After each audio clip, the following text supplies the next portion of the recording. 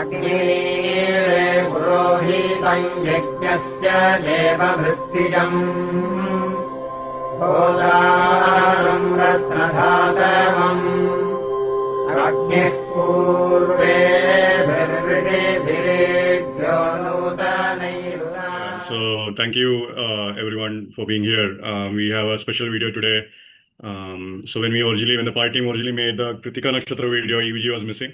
So EVG could not make it. So though she had a lot of knowledge to share on Kritika Nakshatra actually. So here we have another opportunity where EVG will be sharing. It's like Kritika Nakshatra part 2 from party team, So of course we'll be joining in when she's adding a thing. So I'll hand it over to EVG now. She can start off with the prayer actually. Go ahead, EVG. Om Shri Gurubhyo Namaha. Om Khalagni Rudraya. Om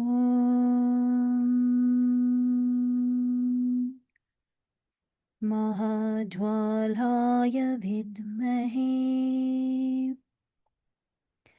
Agni Madhyaya Dhimahi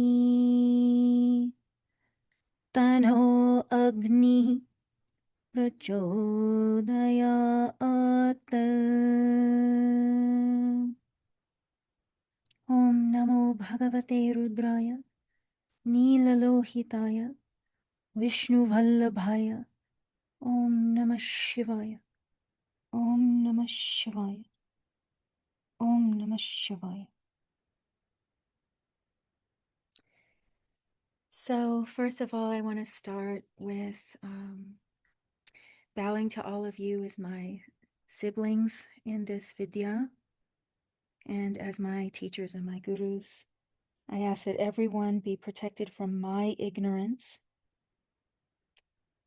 It's really hard to do these nakshatras justice. We're going to try.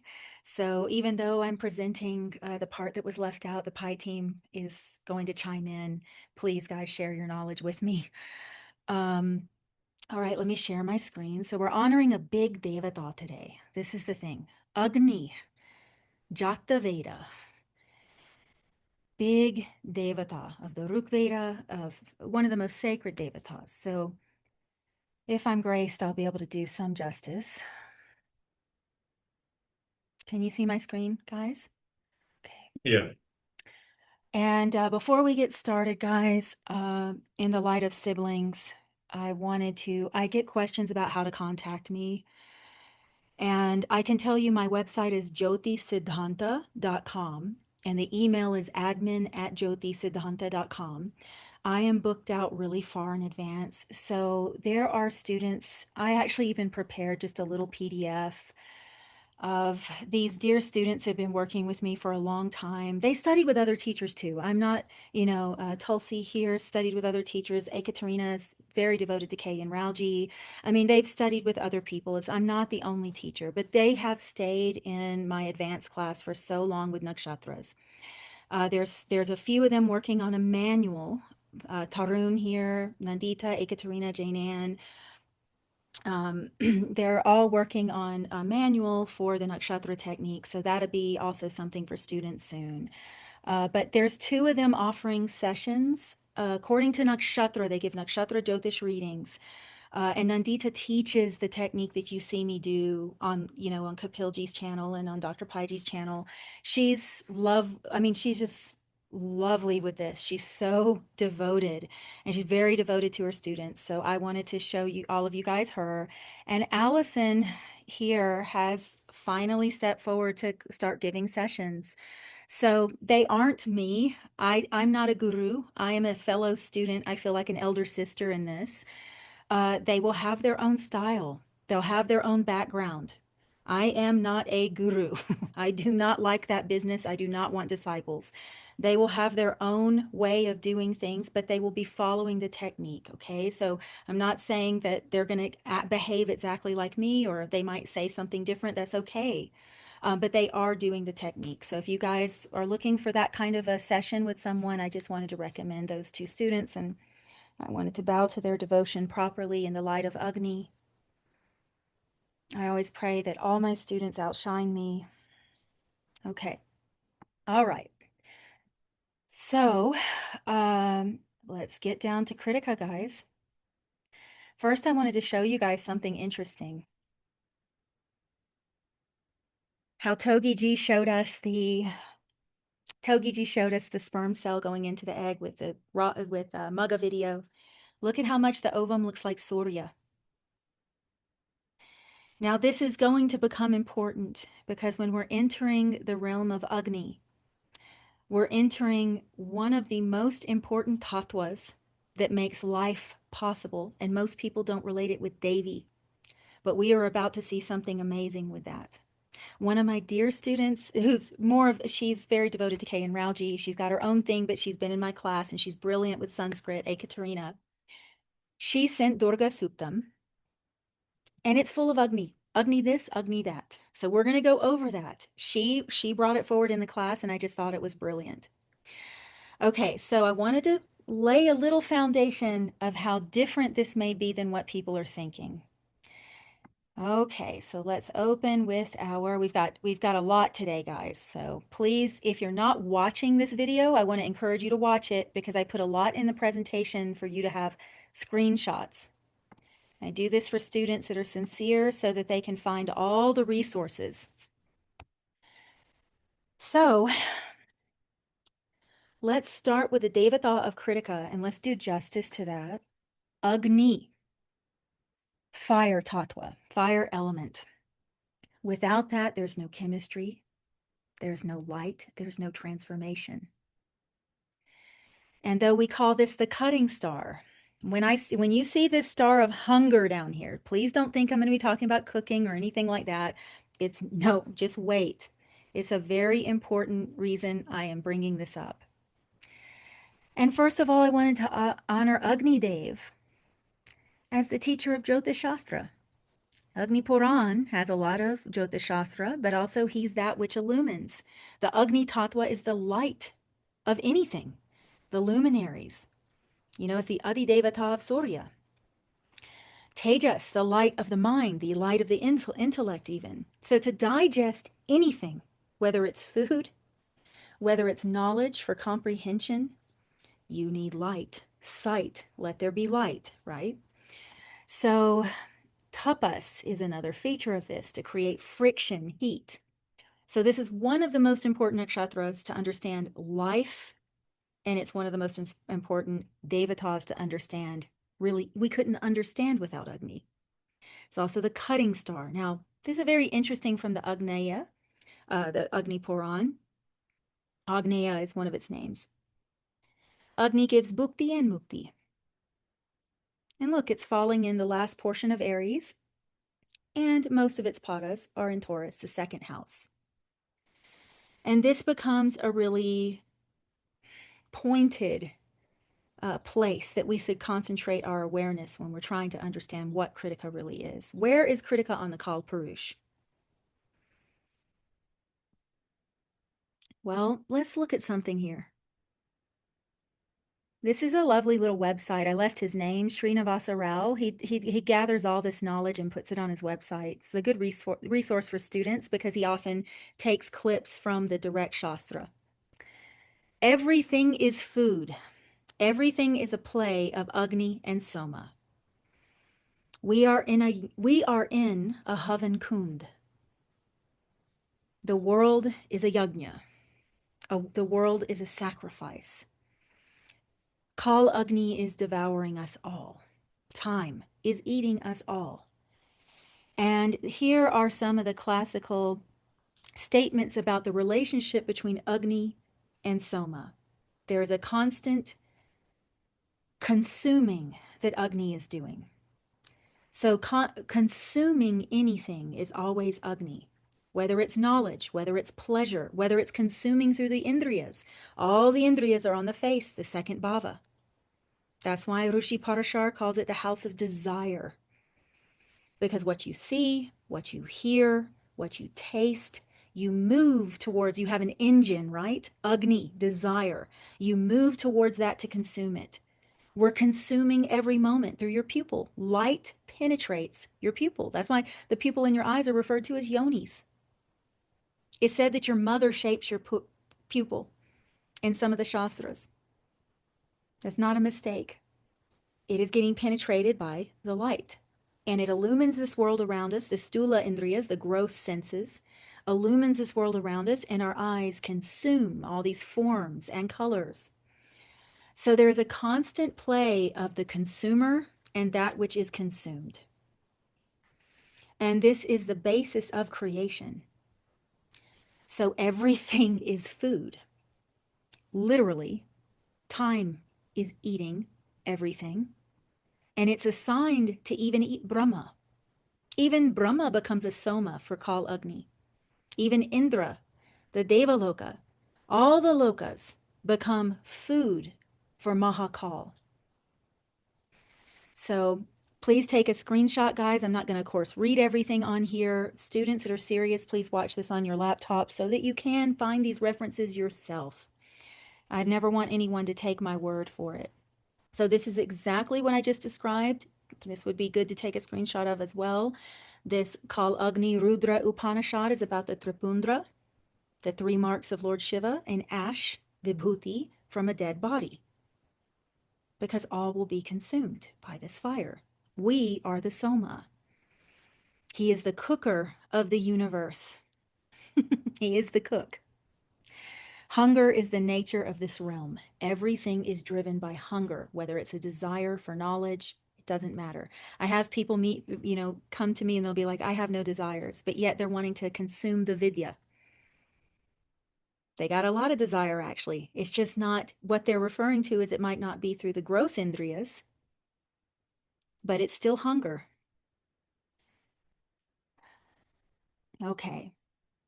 So we have it after the nakshatra of Bharani. And this is going to become significant. So we're about to get into something really important here to understand any nakshatra really is there's a story and a sequence. Bharani, Yamdev. We're going to see this, how this relates in Yoga Shastra, because I am going to be illuminating a lot of Yoga Shastra in this talk. I'm not going to stay at a base level. I do have example charts that will show some of that. But I want to do Agni justice because he's actually the cause of knowledge. He's the cause of direct perception. He's the cause of consuming the false and revealing the truth. He's the cause of the clarity of our mind, of our speech, of our body.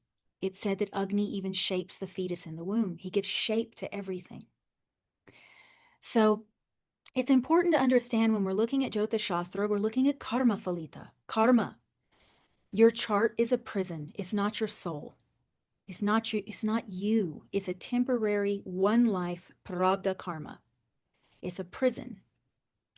And Kal, time, is even devouring all those karmas. So I wanted to show that in the Skanda Puran, we see the human being body as a microcosm of the macrocosm, because this is very important for Yoga Shastra. Some people say, they're like, are you sure you're just not relating everything back to Yoga Shastra? What were the rishis teaching in the forest, guys? Don't believe English dating. They say, oh, this book is new. What were these guys doing in the woods? They were teaching real yoga. Yoga is the foundation for the entire thing.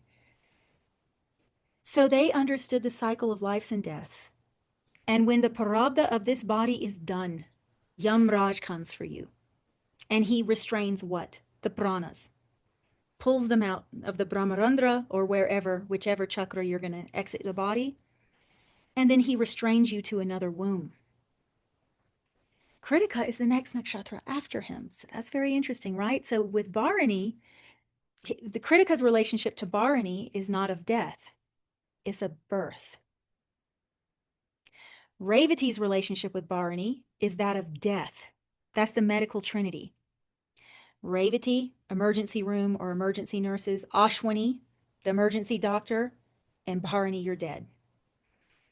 Okay, it is the medical trinity, Revati, Ashwini, Bharani. So Revati and Ashwini have a very different relationship with Bharani than Kritika and Rohini.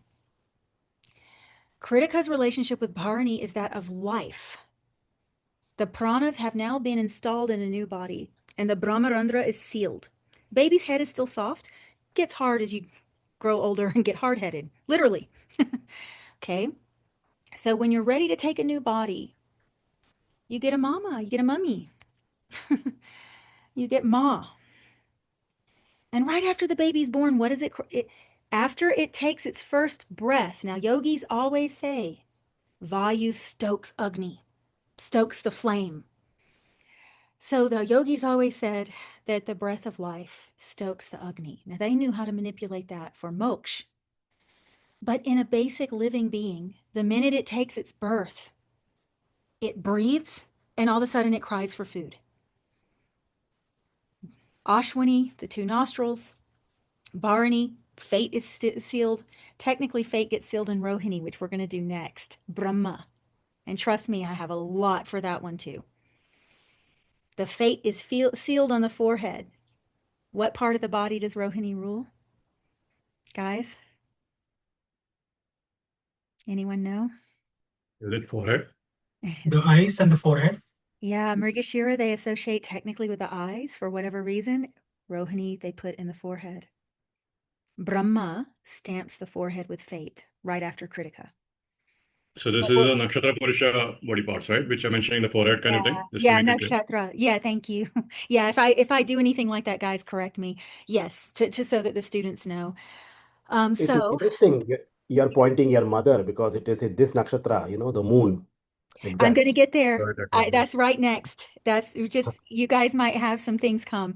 I'm going to get there exactly that. So the baby gets its first nourishment. Now, I want to highlight how important Aries and Taurus are, Mesha, Vrishab, for birth. Literally, the uterus looks like a ram's head. Mesha. Yama yokes you in that. And then as we were talking in the Magga video, I thought this would be a good addition. So we are between animal and deva, like the Ashwins. We are Ashwins. 2 sides of the brain are different people. We are actually the Ashwins. Anyway, it's a very deep thing. Okay, Ida Pingala, the 2 nostrils. So this process of birth, it's very much like Surya. The female reproductive, please realize, is very much more like Surya. Surya is Ucha aware. Please take screenshots, guys, because I might not read all this, students watching. I just want to remind one more time. In Ashwini, right?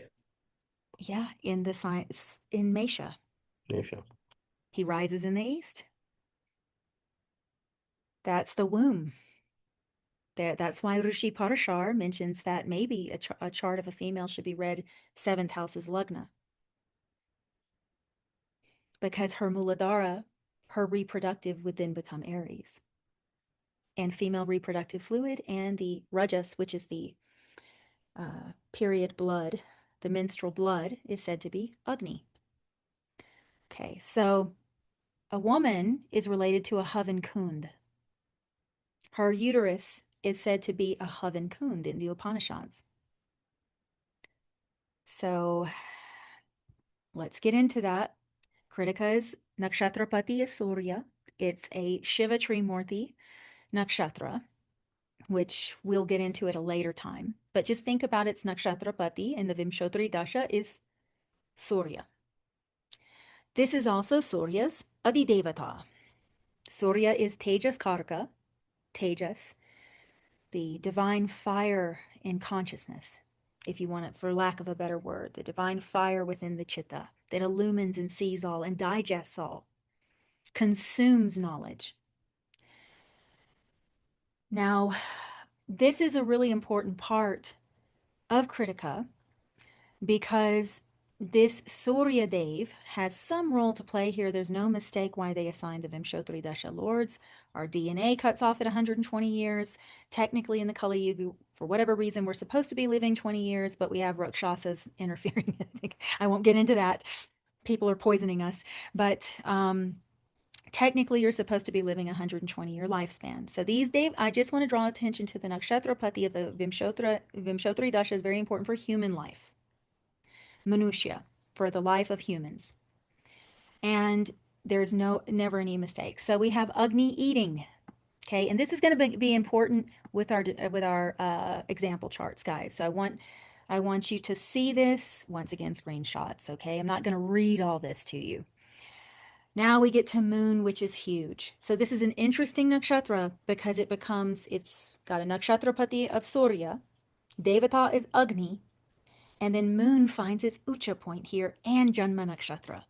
Chandra is born in this nakshatra. Soma is born through this. Okay, so we also have that hunger. Moon grows, the little baby grows. And our bodies are considered a form of soma. We are deva bhojana. We are food for the gods. That could be a little creepy, but you could take it as a simple thing that the Kal Agni is eating the body through age. However, there's a lot to this point. Okay, so the newborn baby realizes the hunger of Agni. Its body is soma, and it needs soma to keep it alive. Okay, because it has to feed the little Jatar Agni in the belly. That Jatar Agni, as soon as the breath goes, the little baby cries for food. I need food to survive. You have to eat the food of this world to stay in this world. Now, this mouth thing is going to become very important. Chandra is the mouth and the tongue. We're going to get into deeper Yoga Shastra, so I want to make sure that everyone listening understands this part. Agni is also called the mouth of the gods because he eats everything. Okay, moon is also mouth. So this consuming principle here with Agni is primary, but it needs to be considered, it needs to be properly understood. Okay, so the Annamaya Kosha, or the food body, the physical body, is sustained by the food of this world, and you are a Havan Kund, offering that food to the Jatar Agni in your belly. So your indriyas all being on your face, they are all consuming. Your eyes are consuming, your nose is consuming, your ears are consuming, your skin is consuming. So you are at one time Soma and Agni. Everything within you is consuming through a metabolic force, well, through a catabolic force, actually. But the Chandra part is the anabolic, the growth factor. And metabolic is keeping them both in balance. Okay. So we have Vishaka Nakshatra, where the moon is Nicha right across. This becomes really important with Kapilji. We're going to be doing Vishaka, so I won't stay long here. Vishaka, the weapon of Indra is the weapon of the subtle world. That is the Kundalini Shakti. Now remember I said the human being is a microcosm of the macrocosm because the yogis speak like this. I didn't just invent that, or I'm not just coming up with it with fantasy. They speak like that. Yoga is what these guys were doing. There was nothing else they were doing. Real yoga, not bending their bodies. That's superficial. Okay, so where the moon, the mouth is Nicha, is at that base where the electric Kundalini Shakti is. So Indra's story, very simple. Sahasrayoni, physical senses, getting born through womb after womb after womb. Then he becomes Devaraja. He becomes the lord of this subtle world, the Devas. Devaloka is between the higher lokas and the earth. So he becomes now the Linga Sharira, or the Sukshma Sharira, with 1,000 eyes. Lakshmi, Shakti, which is about to play a big role in this. Shakti makes him Sahasraksha. Kundalini, Kula Kundali, when it's awakened, makes you go from Sahasrayoni to Sahasraksha. The subtle body sees in all directions. Everyone that leaves their body, I've said this in other videos, everyone that leaves their body says it's a 360 view. Near-death experiences, it's not the same kind of forward vision. So he is the king of the subtle lightning. And that's what blessed him, Devi, blessed him with this seat of Indra, Devaraja. So now I'm going to get into Yoga Shastra. It's very important because you should know yourself. I meditated today very deeply on how alarmed I am at people giving away their power to so many influencers. to so many gurus. Some are real, some are not. It's a dangerous world with this. You are a walking temple of God. You are autonomous and sovereign. And Yoga Shastra is your key to that independence. This is Goraksha. Anyone know this? Goraksha Shataka? Goraknath, a great Nath yogi, disciple of Matsyendranath. He has some very unique things in that Shataka. He's got a chakra dharana I've never seen before in any other Yoga Shastra. And one of them, he puts a big emphasis on the chakra in the mouth. This is said to give control over the fire tattva, Agni tattva. Is it a mistake that it's in the mouth? These rishis are the ones that Jyotish comes from. They knew this. All the Upanishad gurus, all of the rishis, wanted their disciples independent, not dependent. This is completely reverse now. These people making you dependent on them. That is not correct. That is not, deep respect for the guru and reverence was there. Yes, people wrote hymns to their guru, praising Shankaracharya, all this, because they understood that without that knowledge, they couldn't have become sovereign. That's the respect of the guru, not to become dependent. You're not supposed to become Chandra. You're supposed to become Surya, meaning you're supposed to realize your own Atma Jyoti. You're not supposed to remain in a state of dependency. So these guys would teach their disciples how to be independent. So here, this Kechari Mudra, to walk in the sky. Okay, the tongue goes into the sinus cavity. Cavities are ruled by Vayu. So this is what this means. This mudra deals with this chakra, which is said to also block the Kundalini Shakti. And when you push the soft palate back and the tongue goes up, something really unique happens to your breath. When you actually get to that point, anyone who knows that knows what I'm talking about. Something really unique happens with how long you can hold your breath, and you can do many of these practices properly. And this was to make you independent. Okay. So I wanted to give some graphs. Guys, this is a visual for anyone listening on the phone. So go back and look at it if you need to. This was aligned with the pituitary gland. So when the tongue goes up in the sinus cavity, it actually hits the it goes up towards that pituitary gland. They're exactly aligned. Okay. Then this Bindu Visarga in the back of the head. Okay. This actually has a perfect alignment with the pineal gland. So there's this chakra that's exactly aligned with the mouth, and this pituitary gland is here where the tongue would be going up. Agni, that chakra is Agni, is eating soma there. How do yogis prevent rapid aging? They still have to face death. They could live at 200 years. They still face death. We're going to talk about that. It's not some immortality, but it's longevity. It's a longer life so that you can do your sadhana and you can regenerate. There's practices for this. That is one of them. The soma, the upside down moon, is dripping down. This Agni chakra, the mouth, the tongue takes it. Okay. So Agni is also synonymous in the Yoga Shastra with the Sushumna Nadi. And I wanted to show evidence of that. This is also Goraksha Shatakam, but it's in many books. It's not only specific to this one. It is constant that Agni is called the Sushumna Nadi. Surya is the Pingala, Chandra is the Ida. But then if you read Yoga Shastra and you take time to invest in yourself, because that's what it's for. It's not for dependency. If you take time to invest in yourself and you read Yoga Shastra, then you'll see that there's many moons and many suns in the body. I don't know how Jyotishis are practicing without studying Yoga Shastra. I actually don't know how. Or the studies of the Purans, the stories. I actually don't know how they're practicing because it's all connected. It's all together. It's really sloppy Jyotish if we don't know this. Because that means Surya and Chandra are affecting those centers in the body. Wherever the yogis are saying that they exist, I guarantee you Chandra and Surya are affecting that. Okay.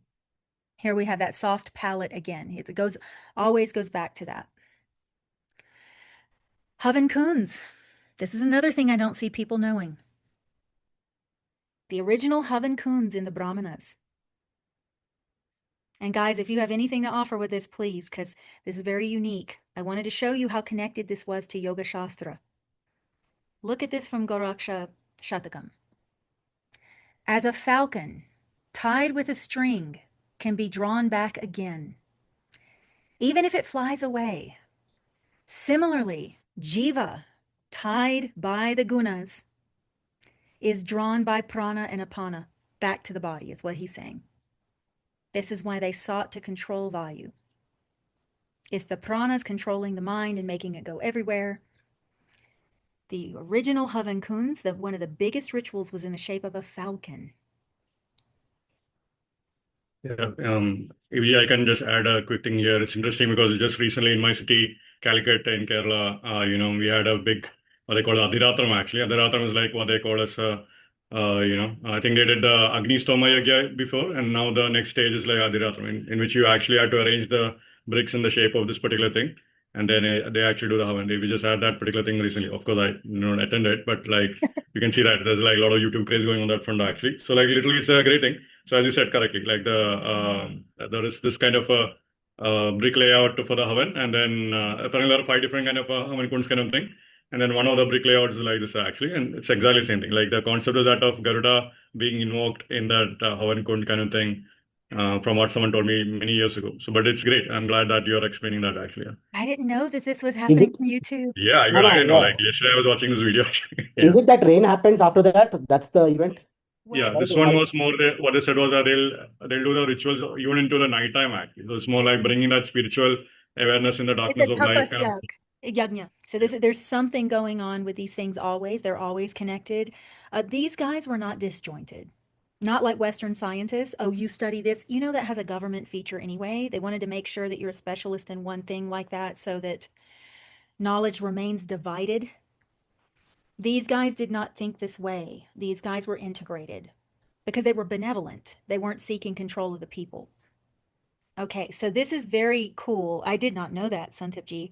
I didn't know that it's happening recently. That's so odd because I found it in the Yeah, it Brahma. was like it was like a 2-week event apparently, and then some they had to do a lot of series of yajna, but they could do this particular yajna only if the other previous Agnistam was fulfilled actually. So that was done like 14 years ago something. So now they could advance to the next thing actually, and it's a very famous thing. There's a movie where they did Adhiratram to attract rain, so that's what Aditya was referring to. So like Yeah. that's how we.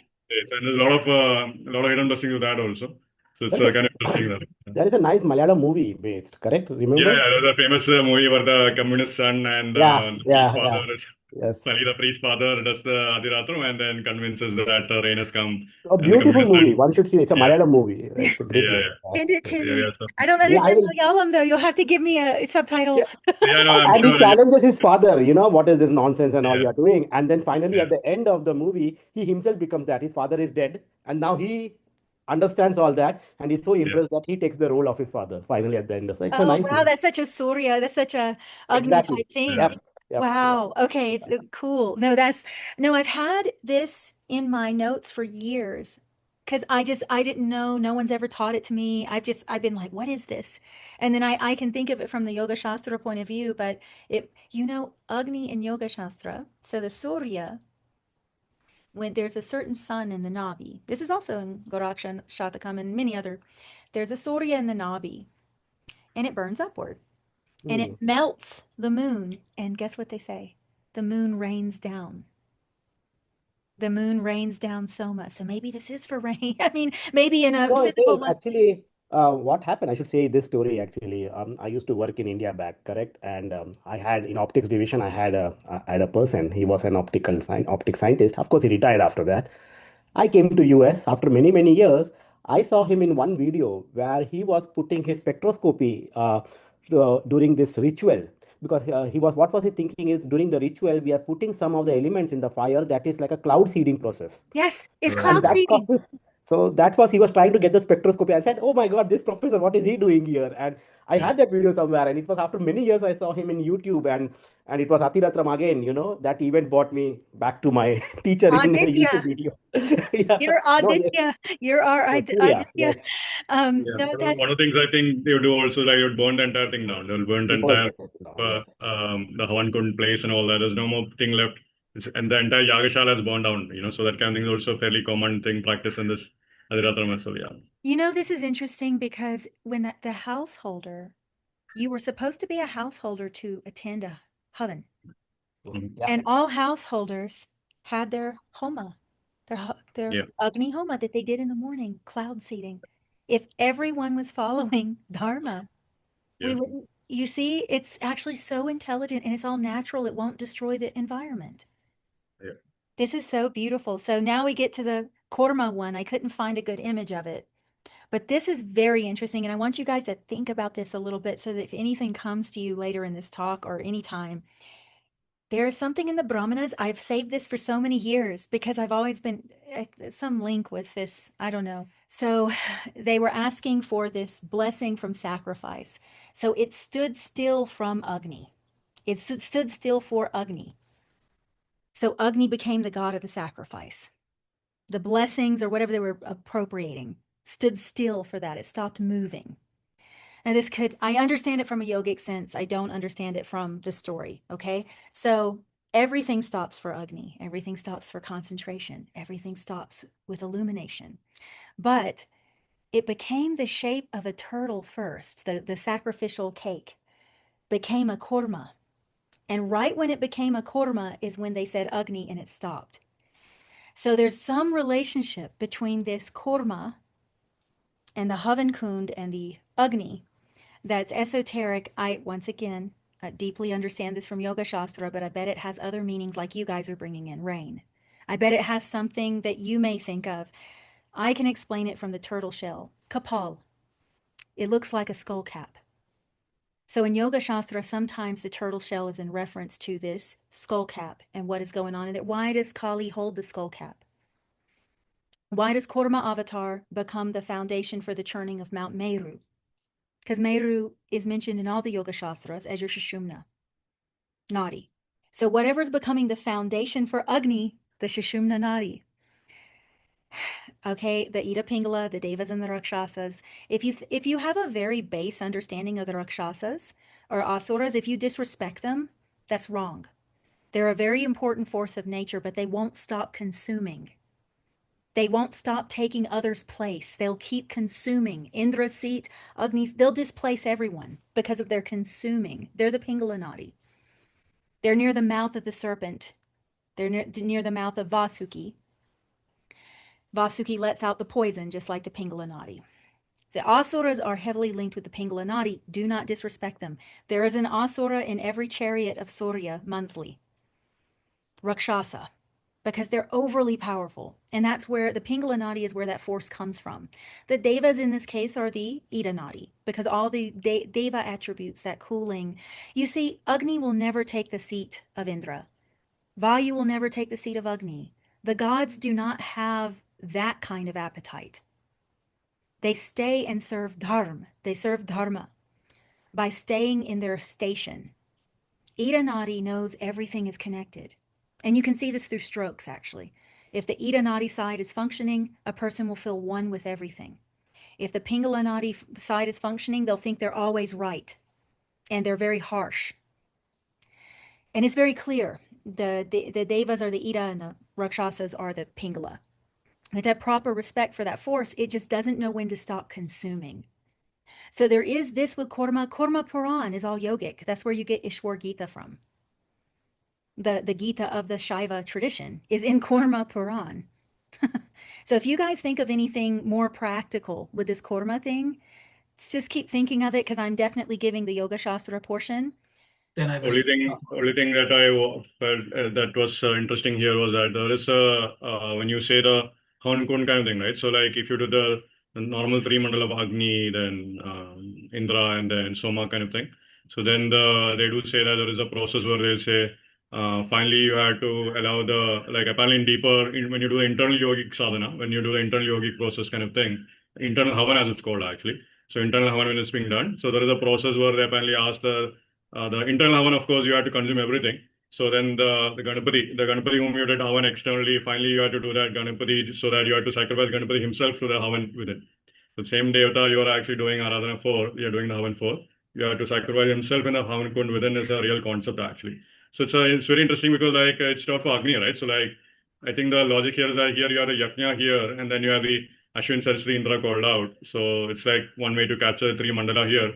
But then finally you have to stop for Agni, which is like the deepest thing within. So sort of like a self-sacrifice kind of thing going on, right? You have to sacrifice your ego, you have to sacrifice your mind. So definitely it's not for Agni. I think they were trying to, they saw the Purvadasha sacrificial cake which had taken the form of tortoise and was moving. So the tortoise was, they wanted to stop the movement of the tortoise. So it's like a consciousness purifying thing, right? So activate that Shiva kind of tattva more by the thing, by offering whatever was moving or whatever Indra, what was being consumed through the faculty of Agni kind of maybe. And I think it was interesting because then the pure yogic thing, because that's the thing that made sense actually. Like when you had to do the sacrifice of the Devata whom you are doing Aradhana for, then that separation is gone. The Devata thing is gone. All that attachment to the Devata is also gone. And finally you become that whatever is within yourself completely. So that kind of thing actually is very fascinating. So that's what came when you were sharing this Havan Kund and Agni and all that. It is Interesting. something with that. It is something, you're Yeah. onto something. Because, yeah, when I was contemplating this, I was thinking, I was like, there's something, because they always talk about the world turtle, right? It's also, we're in a Havan, we're in a womb.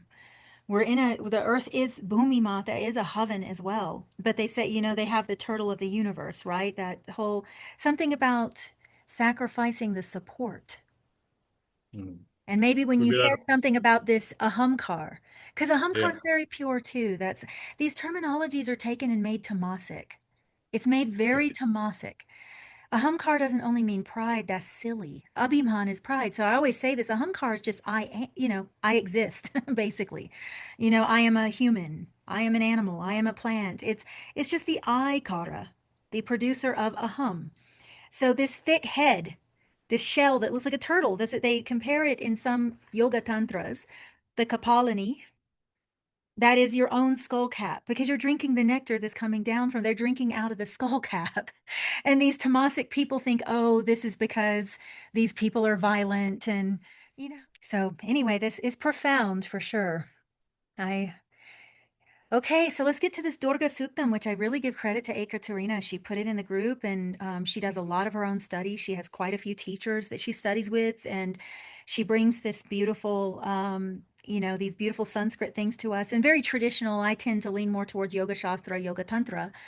Agni is all through this. And what I don't like Chat GPT, guys. I correct the transliteration. I correct it all the time because I will use it for formatting and it will change my stuff. And I'll have to go back and say, this word is not this. And it will apologize. You know, never trust ChatGPT. I cannot emphasize that for students enough. So I did take this into ChatGPT and I double checked it. I did it because I uploaded Yoga Shastra with Agni. And then I uploaded the Durga Suktam. I said, can you just put it together as one? And it actually did a good job with that because, you know, it's a technical task. Okay. So I did read all this. I checked it. So, of course, it has to announce yogic translation. Okay. All right. So here you're going to see when you start looking at this Durga Suktam through Yoga Shastra, because we all know she's Bhujangi. It's said in the Tantras. It's said in all the mystical texts. The weapons of the gods is that sacred energy. Is that raw energy force. All those weapons, they go up the nadis and destroy the karmas. The karmas are stored in your nadis. She goes up the central channel, ugra, fierce, jwal. You know, you think of all these tantric mantras to her. She's always jwalini, flaming, blazing. And you want that to increase. Okay. Central channel is Agni. So it's an intimate relationship between the Kula Kundali or the Bhujangi Shakti, what people are calling Kundalini, and Agni, because your body is the Havan Kund. Not only do you have Jatar Agni in your stomach, Agni in your skin, Agni in your eyes, but you also have Indragni sitting in you. getting ready to be released. That's that you can have a psychotic episode, so please do not aim at provoking Kundalini unless it's natural, and you should go very slow. I am not a proponent. I do not support people doing that carelessly. These guys had character first. They went through it to a gurukul. They had control of their senses. They lived a very strict lifestyle, including no gossip. How many people say they don't gossip? If you gossip, you better think twice about practicing Kundalini yoga. These gurus were fiery. They wouldn't have permitted it. They wouldn't have permitted the gossip. They wouldn't have permitted any of that kind of character that most of us are engaged in daily. So when we're provoking this sacred force, we have to hold ourselves accountable. Surya, we're going to look at that in some example charts. This nakshatra can be very dharmic. Extraordinary. It can have big appetites in the lower sense. If the person's more tamasic and rajasic, it's going to have big sensual appetites. But in the spiritual sense, there's no one that tops this nakshatra. This nakshatra is very high. Okay, so I just wanted to go through this, take screenshots, guys, because I have the whole Durga Suktam according to Yoga Shastra. So I just have it literally, oh, Agni, the central channel. Imagine if you're doing the puja to your own self, not in a selfish way. This would prevent narcissism happening, actually. The more you awaken this, the more you become one with all. You'll never want to hurt anyone. I'm not saying you won't be stern or you won't be sharp, because politeness is a hidden ego. Very commonly, these rishis were very direct. They didn't care about the hurting the superficial feelings. They cared about your welfare. They cared about your welfare. They didn't care about, how you wanted to be addressed. They cared about you. Like a stern mother or father, they might have said very intense things. But politeness is a mistake for spirituality. I'm not saying you can't be polite. I'm saying that you shouldn't mistake it for a spiritual person. Very commonly, that's a curated personality. Politeness is curated. It's a social grace. It is not necessarily natural. These guys became more natural. But when you're in their state, you have the welfare of all in your mind, in your heart. When you see an animal suffering, you feel it. So you might scold a hunter. Don't hurt that. You're hurting me. You're hurting everything. Stop the violence. You might not be polite about it, but you will be on the side of dharma. Okay, so focused awareness. You see all these keys in this Durga Suktam, okay? So I'm just going to scan through this. You guys be responsible for these screenshots if you're interested. Okay, I'm going to get to the last verse here. May we move along the divine path. This is both external and internal. Remove the obstacles. This is your Sushumna, is the right path. Your spine is straight. You're correct. And that goes into the external world too.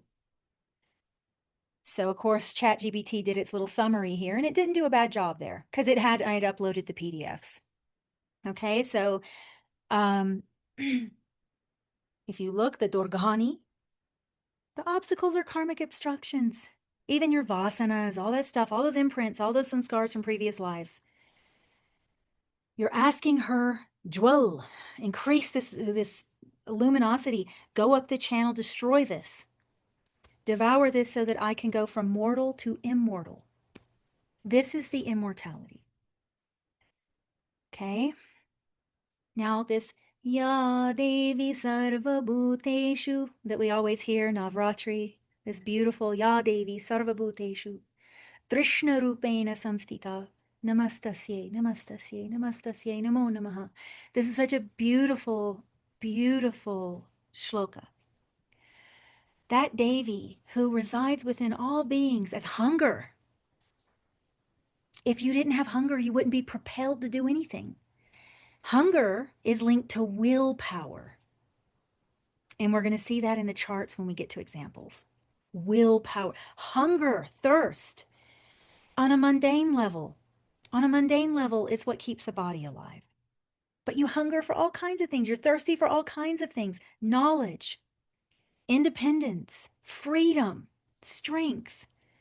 All these things that people don't normally associate with desire are 100% connected to desire. This is why Agni has so much desire. And he's attracted to all these Shaktis. So this Ya Devi is so special. I love this one, but I'll tell you, when you say it with all your heart to understand it. And all of these are karakas of Uma, of the moon. Moon's Pratyadi Devata, the one that frees you. Remember, the Adi Devata is the one that's for the Pitrus, to satisfy that debt. The Pratyadi Devata is the one that gets you free of the Grahas karmas. Parvati Ma frees you. She's freedom personified. She's the Shakti of Mahadev, the Lord of freedom. She's the Shakti of freedom. She frees you from needing dependency on all of this. All of those are karakas of the moon. And if not Bud, the son of the moon. She frees you from dependency because she's only dependent on Mahadev, the Param Swarup, Param Atma Swarupa. Her dependency is on that which is fully independent. So this is all very important from a Shastra point of view. So I have some things here, again, screenshots, guys, because I can't read all this. All these Yoga Upanishads call Agni the Sushumna. I don't want anyone taking my word for it. I am just a little human being doing my own path with my small little problems. You know, I can't rescue or save anyone. I can only, love people as much as I can, little tiny unit of a human being. Never take anyone's word for it. You find it yourself. I don't care how much you like the person. Okay, so this is all over. Ida Chandra, Pingala Surya, Sushumna Agni, all over. Okay, now sometimes you'll see this as Saraswati being the central channel. They're referring sometimes to Saraswati River, but Saraswati carries the knowledge of who you really are. We mistake her for the goddess of information. Knowledge is in its baby stage as information. And information's not knowledge. Witnessing is a more superior knowledge. Becoming that, or realizing what you really are. She carries the Brahma nod. The nod. Her Veena is your Sushumna Nadi. So many people talk about this. So she returns you to that which you are. That's what the Sushumna Nadi does. That's what Agni does. Okay. All right. We have Kartikeya. And here we have this mouth thing again. He takes Shiva's seed within his mouth. Okay. And he cannot bear it.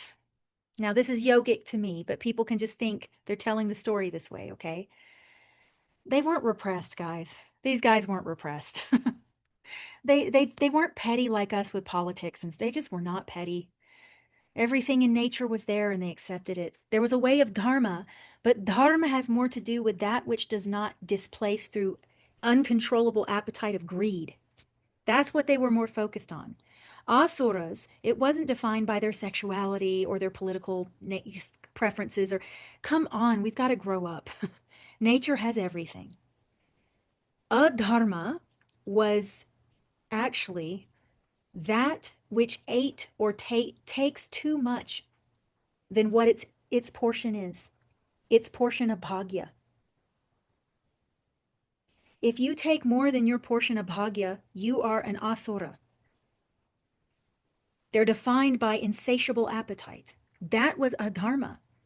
They knock Indra out of his seat. Agni, Vayu, they just take and take and take. Vishnu doesn't care about them until they cross a limit. He loves them. And when they cross a limit, he has to stop them because that's what interferes with dharma.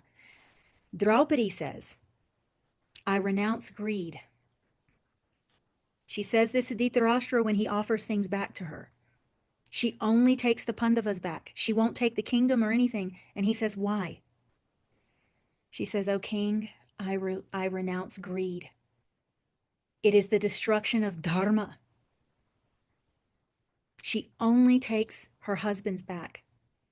She becomes their life raft because they know the injustice that was just done. They offer some things back. She says, adharma devours all things through greed. So we have to understand what dharma may be before we discuss it in a religious context, because we have become tamasic. We're not clear like these guys. So however they told stories was not very Christian or this or that. It was very natural. There's all kinds of stories in these old shastras. They're full of all kinds of things. So Agni, I mean, we even have Ila, right? A king who becomes a princess, a prince who becomes a princess, and Buddha is married to her. Anyway, Agni takes this seed, and it's too hot for him. So on the Yoga Shastra side, we're going to see what that means. The birth of Kartikeya, this desired child. Now, Kartikeya becomes a bit of a mystery here. He's a very desired child. Everyone desires him.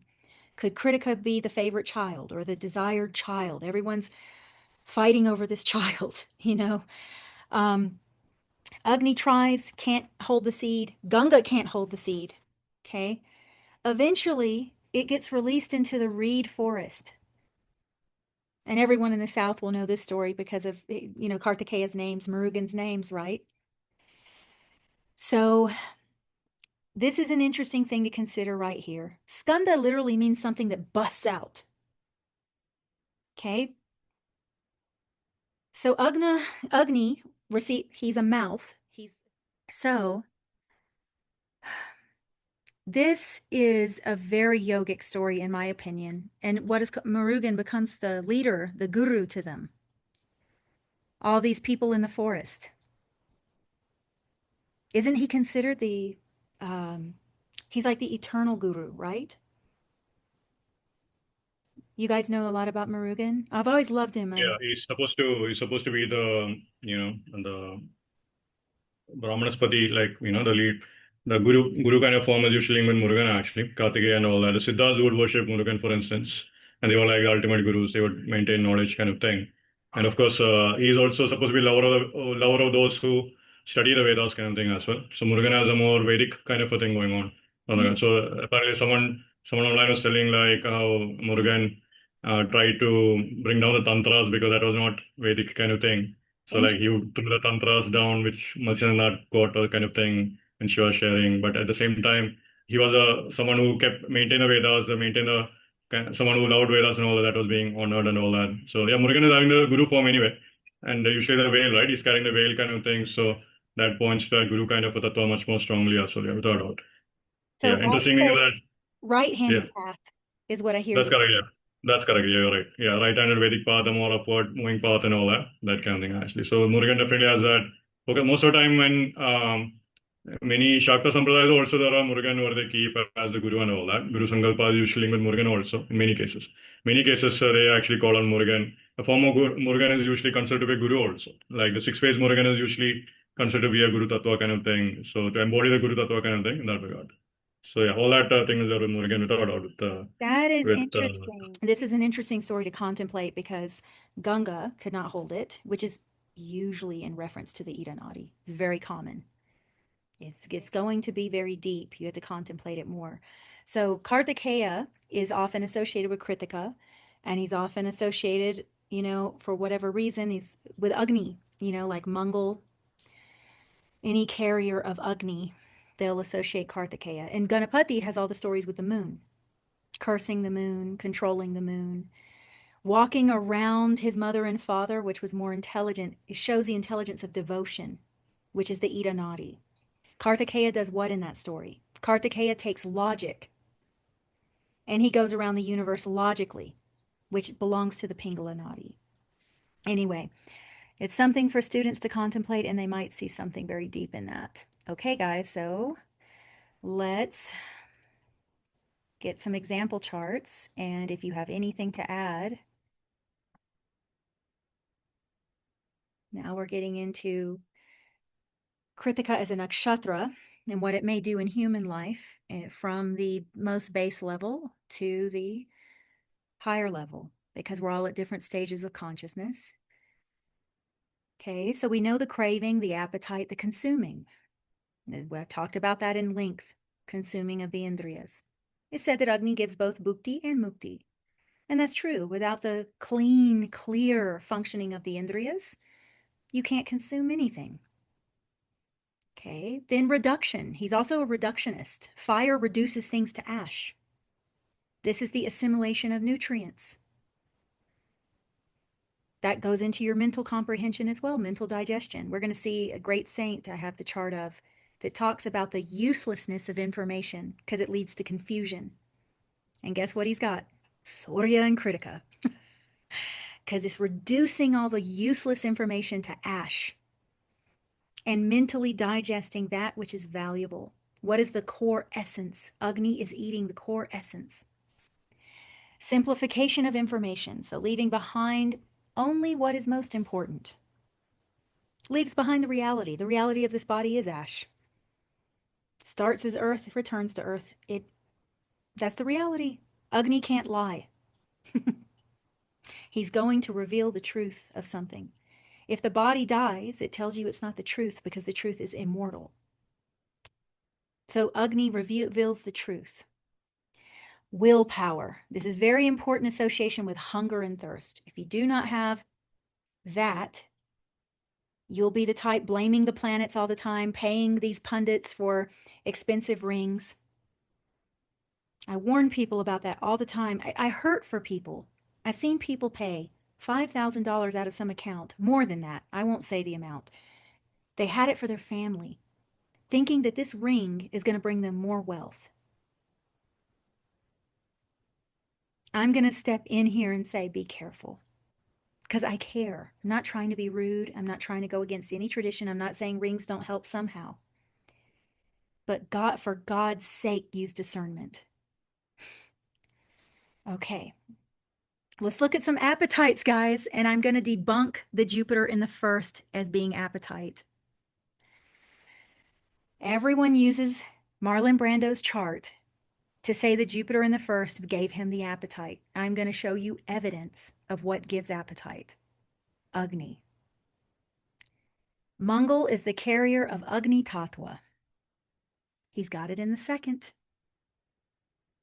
Is that a coincidence? Everyone's looking at this Jupiter. Jupiter's Akash Tattva. It doesn't consume anything. It holds everything. It's sound.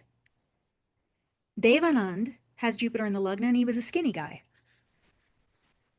I can debunk this. I can show you hundreds of charts with Jupiter in the first. Yet astrologers, Jyotishis keep going, Jupiter in the first, Jupiter in the first. Okay. We're told by the Rishis that Agni gives appetite. Okay, now he has this Venus in Kritika, and in his Venus Dasha, he became extremely famous.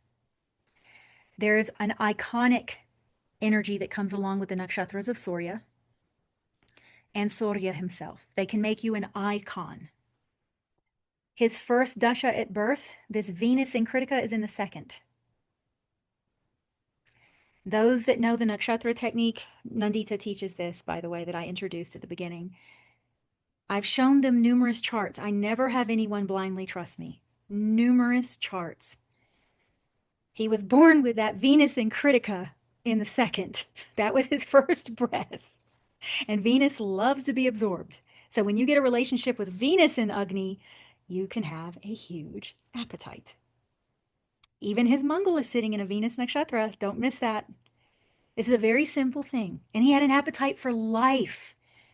Marlon Brando, yes, he had a physical appetite for food, but that man, he had so many lovers of every type. He had everything. He enjoyed everything. He had a big appetite for life. And he was so perfect with his skill sets. This perfection element I want you to pay attention to is Surya Nakshatras and Kritika. Discernment, perfection, can turn into criticism. Critical could even come from the word Kritika. Okay, critics, people critique things because Surya has discernment. Surya is very like, let's take everything out that's unnecessary and get down to the essence. So he was a master at his skills. I mean, he's one of the ones that they had the AI copy all his expressions because he's so iconic. He's so iconic. Okay. Let's debunk this Jupiter in the first, because Elvis had every bit of appetite that he did, that Marlon Brando. Elvis might have had even an equal, I mean, it was bad. His producers would say if drugs didn't kill him, food would have. He ate everything and constantly.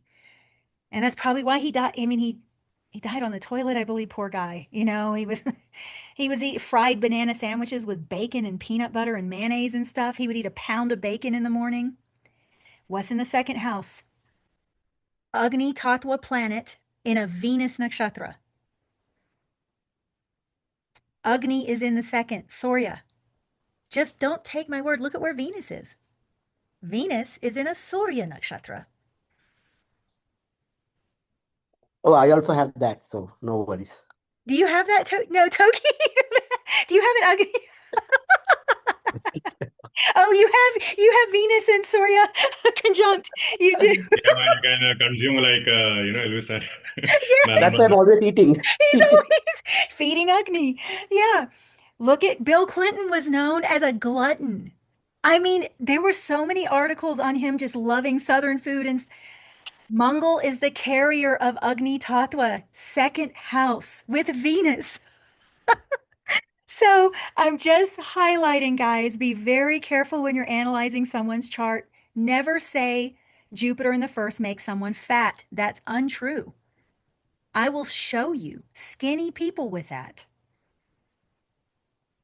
Where's their Venus? What's going on in their chart? What's going on with Agni? All the rishis tell us that Agni gives appetite. Now Jupiter does love sweets and he does have an appetite. It is said that he does like food. So I'm not saying it's not a contributing factor to the personality, to enjoy. Jupiter's happy.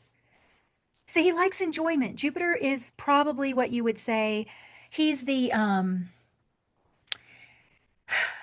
what do you call it? There's the pessimist, optimist. So yeah, he likes things that make him feel good. Okay, that I understand, but I'm just telling you to be an actual glutton. Okay. Now, if anything's in a Surya nakshatra in the second, I don't care what planet is. I don't even care if it's Shani. You will like food. If you have something in a Surya or Mangal nakshatra, a lot of the times, food is a thing in the second house. If there's any presence of Agni, the person likes to consume. Now, I will tell you one thing, a secret with this is if it is Shani or a planet that deals with Roga, you do have to be very careful because Shani can deal with long-term side effects from that consuming. Shani can also do the opposite naturally, but I'm just saying, look out for Surya, the Agni Rashis, look out for the Agni Nakshatras, and look out for the relationship with Venus, whatever that may be, wherever Venus is, if it's in an Agni Tattva or something, the relationship between those two typically is what's giving these appetites. I have numerous charts. I wanted to show that because this is how Agni's working through hunger, just in the physical body. This is just a physical body example, but it's also, look at these guys. They had a love for life. They consumed everything. Bill Clinton's known for affairs. You know, all the sensual stuff. He liked beautiful ladies, okay? I think Clinton is also in Epstein files also, right? He what? He's also in Epstein files also, right? Oh boy, I think a lot of those guys are. Right, yeah. To be a politician.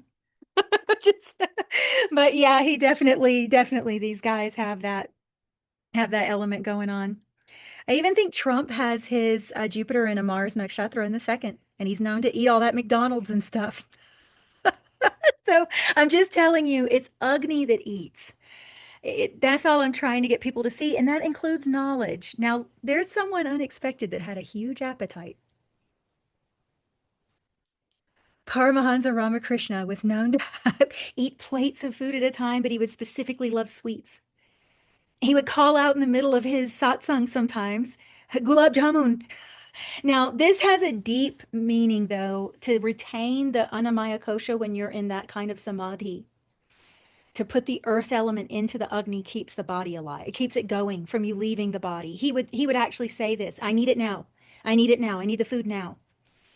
And I think there's a famous story with Sharada Devi where she's like, you're the spiritual man. What is this thing with food?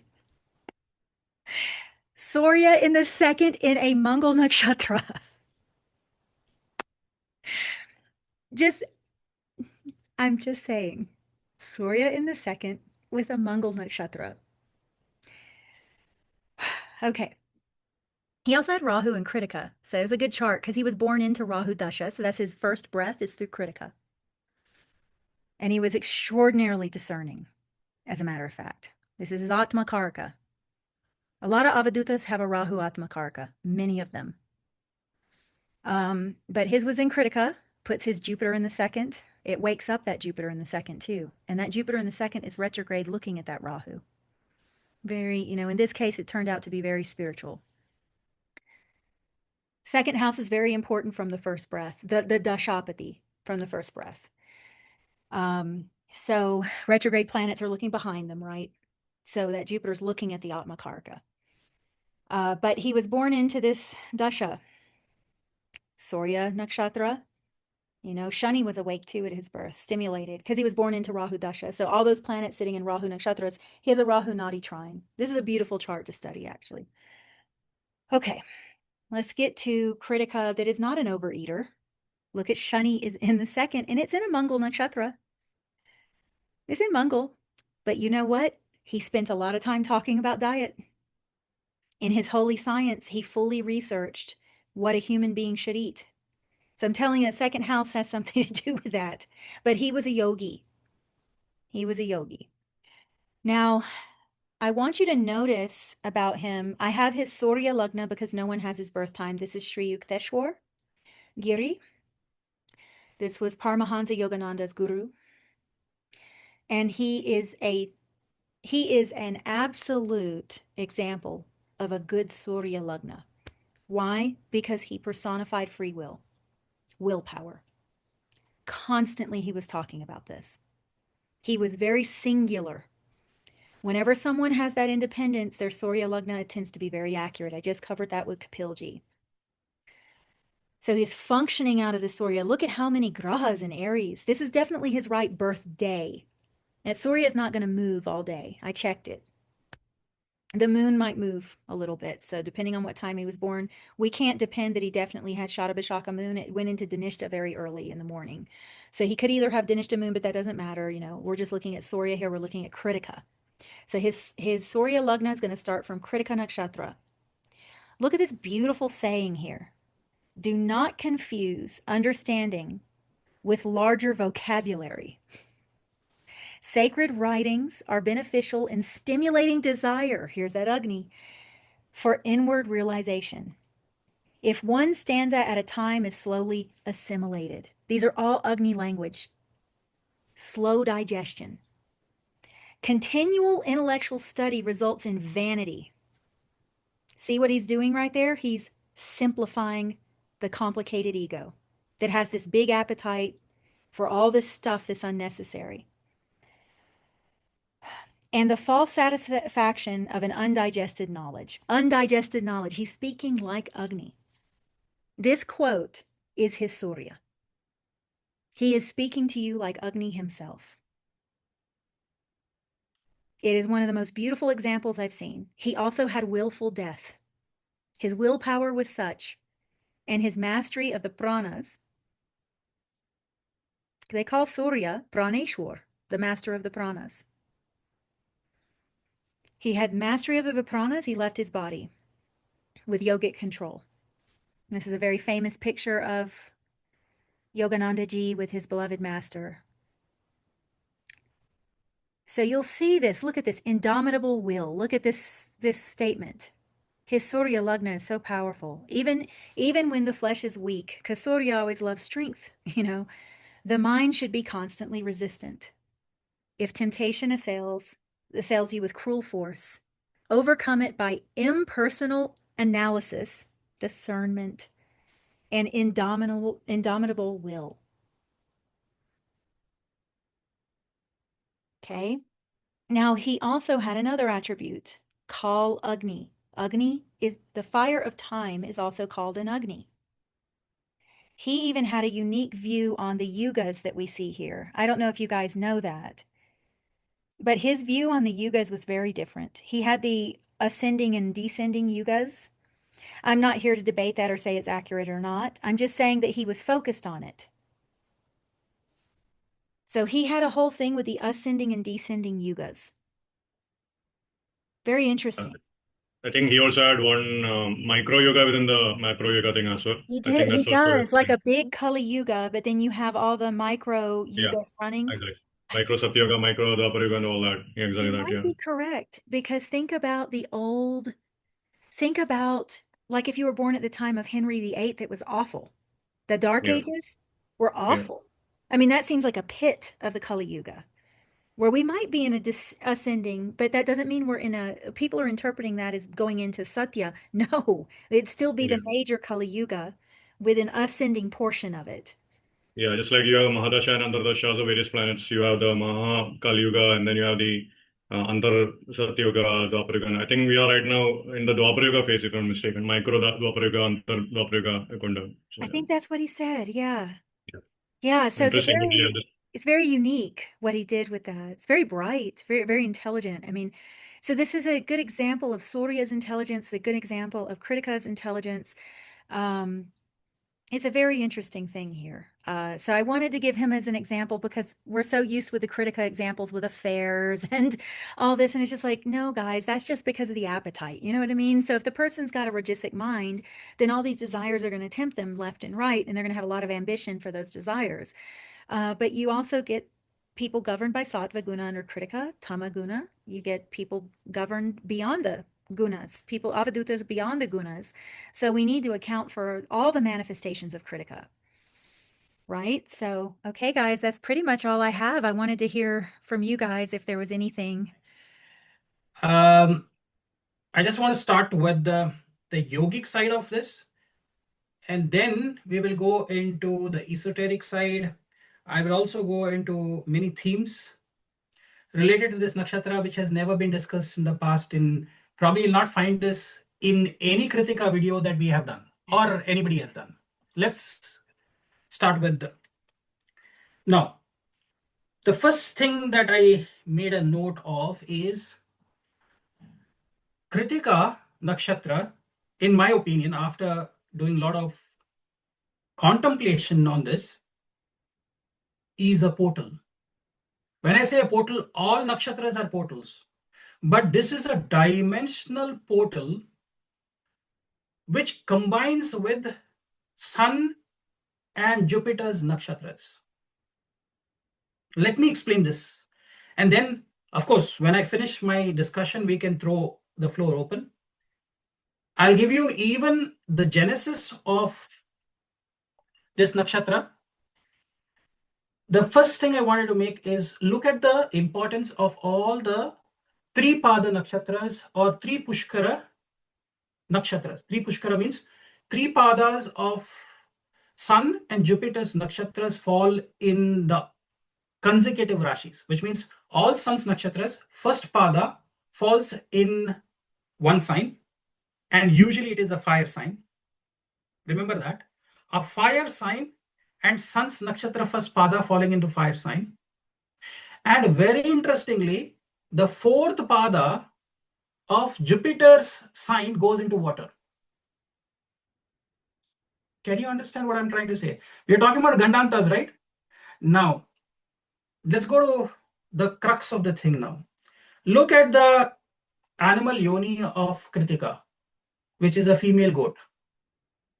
Look at all the yonis of Jupiter's nakshatra. They are all predators, which means Vishaka nakshatra, male tiger. Purva Bhadrapada nakshatra, male lion. Punarvasu nakshatra, a female cat. They're all from the cat family.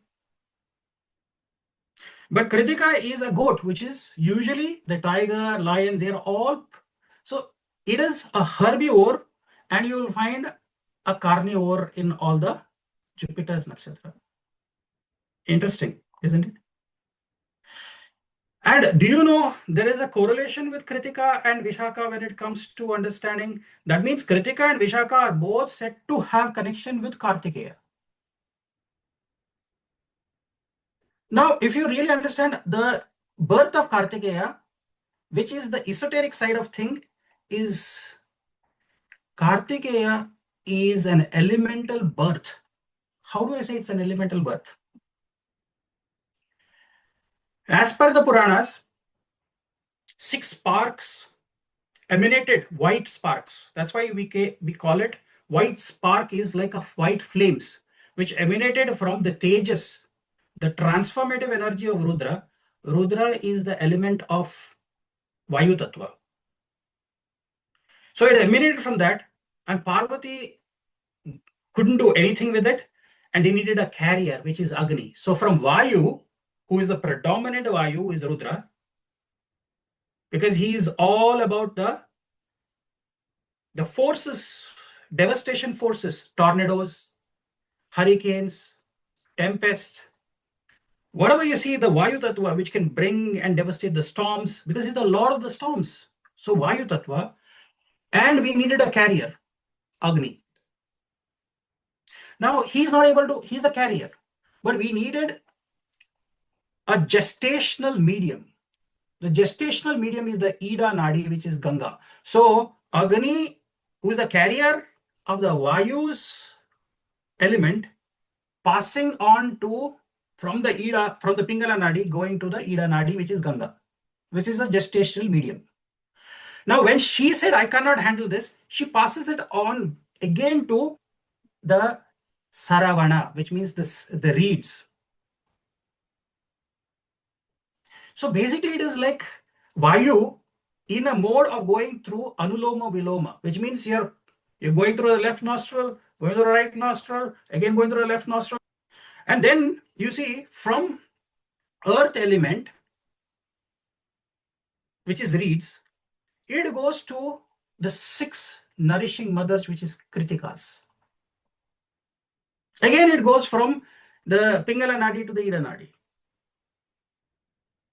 So are you seeing the importance of Krittikas? The 6 mothers are the 6 wives of the Saptarishis.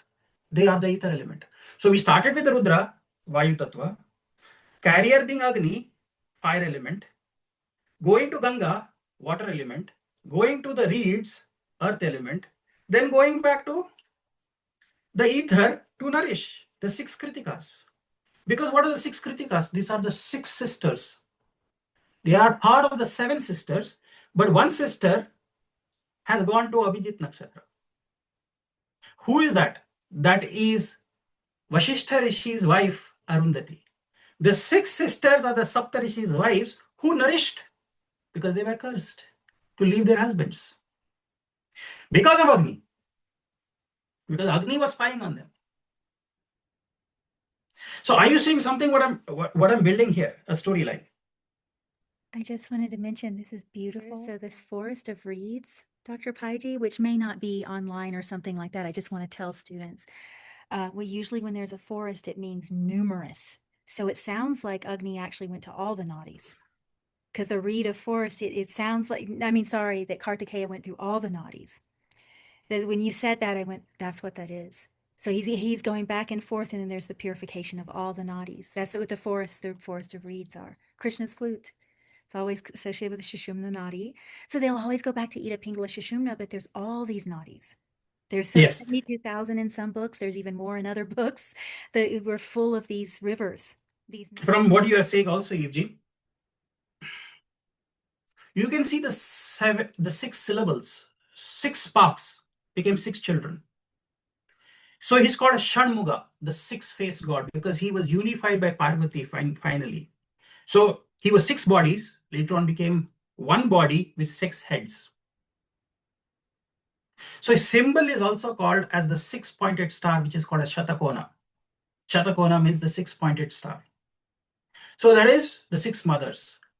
Now, going deeper into this concept, because what people are not understanding is not only made from the 5 elements, but he had the 6 mothers, and that would also mean the 6 chakras that he has been nourished by. Muladhara chakra, Swadhisthana chakra, Manipura chakra, Anahata chakra, Vishuddhi chakra, and Ajna chakra. Ma Anusuya, who is Atri's wife, is Ajna chakra, because she is the one who unified even the Trinity together. isn't it? So they are the nurses. So now I'm going a little more deeper. Now look at this whole concept of Kartikeya. Kartikeya finally becomes, in the yogic parlance, he is the Sushumna Nadi. And he is the Shakti. He is married to Ichha Shakti and Kriya Shakti.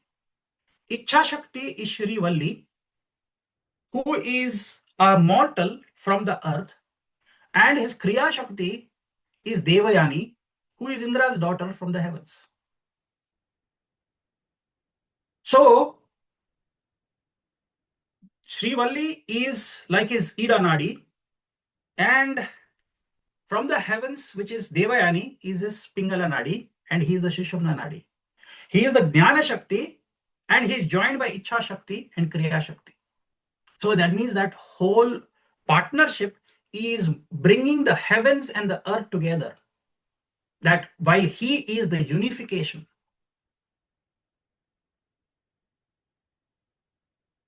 So now we can also draw a parallel with the Kartikeya, who is bringing the Jnana Shakti to us through Ichha Shakti and Kriya Shakti. But do you also know that's the same function of Agni? Agni also has two concepts. One is to deliver the benevolence and the offerings to the heavens, and the other is to deliver the benevolence and the offerings to afterlife world. One is the life above us, which is the heavens, and the one is the nether world, which we say afterlife. So the two concepts of Agni, who is again becomes the Jnana Shakti in between, and his Pingala Nadi, which is his right nostril, is Swaha, his concept. So whenever we are offering in a yagna, we offer ahutis or we give offerings, oblations, we say Swaha.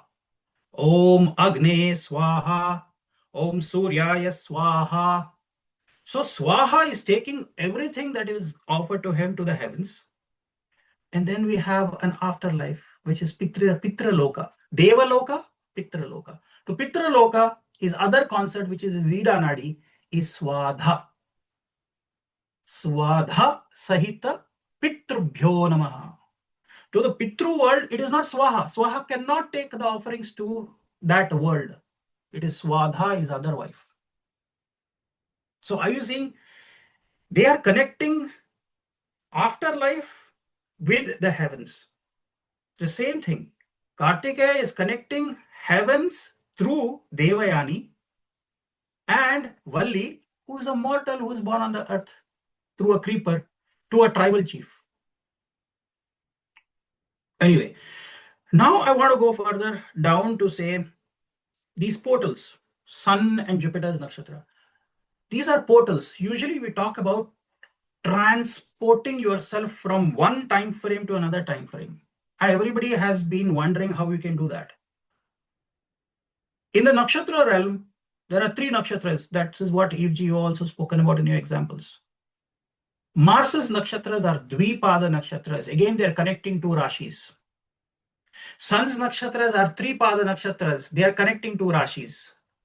Jupiter's nakshatras are Tripada nakshatras. They are connecting two rashis.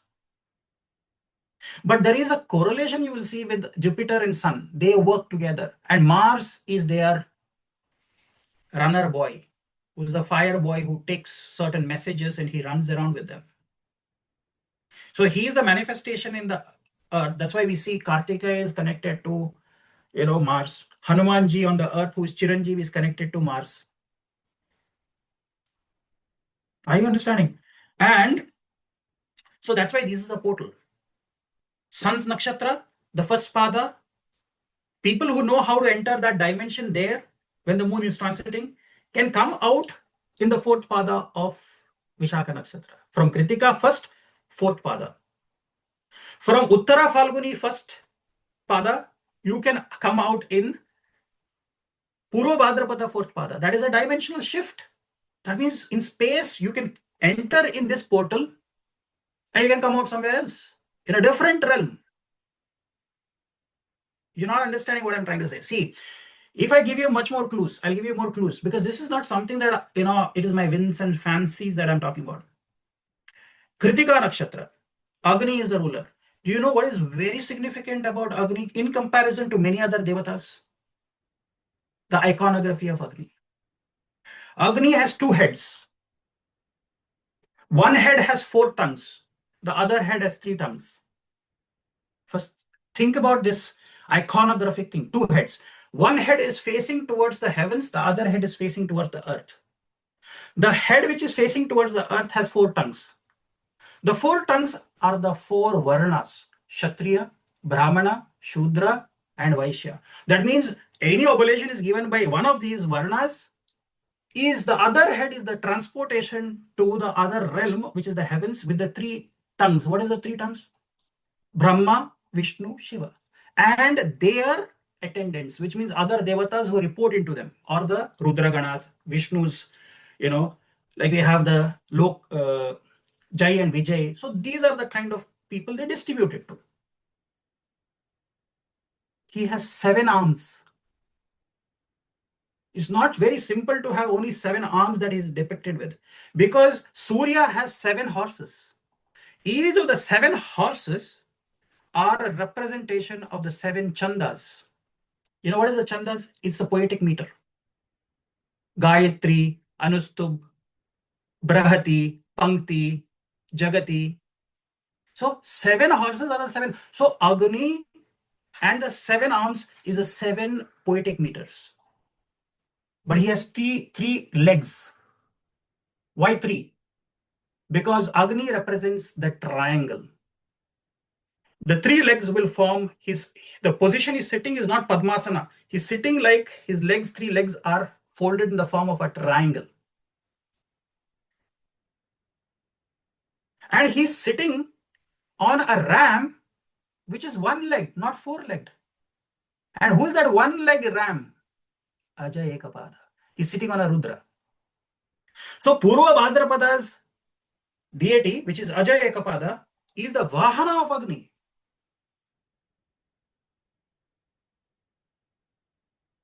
So Kritika and Purva Bhadrapada are also linked that way.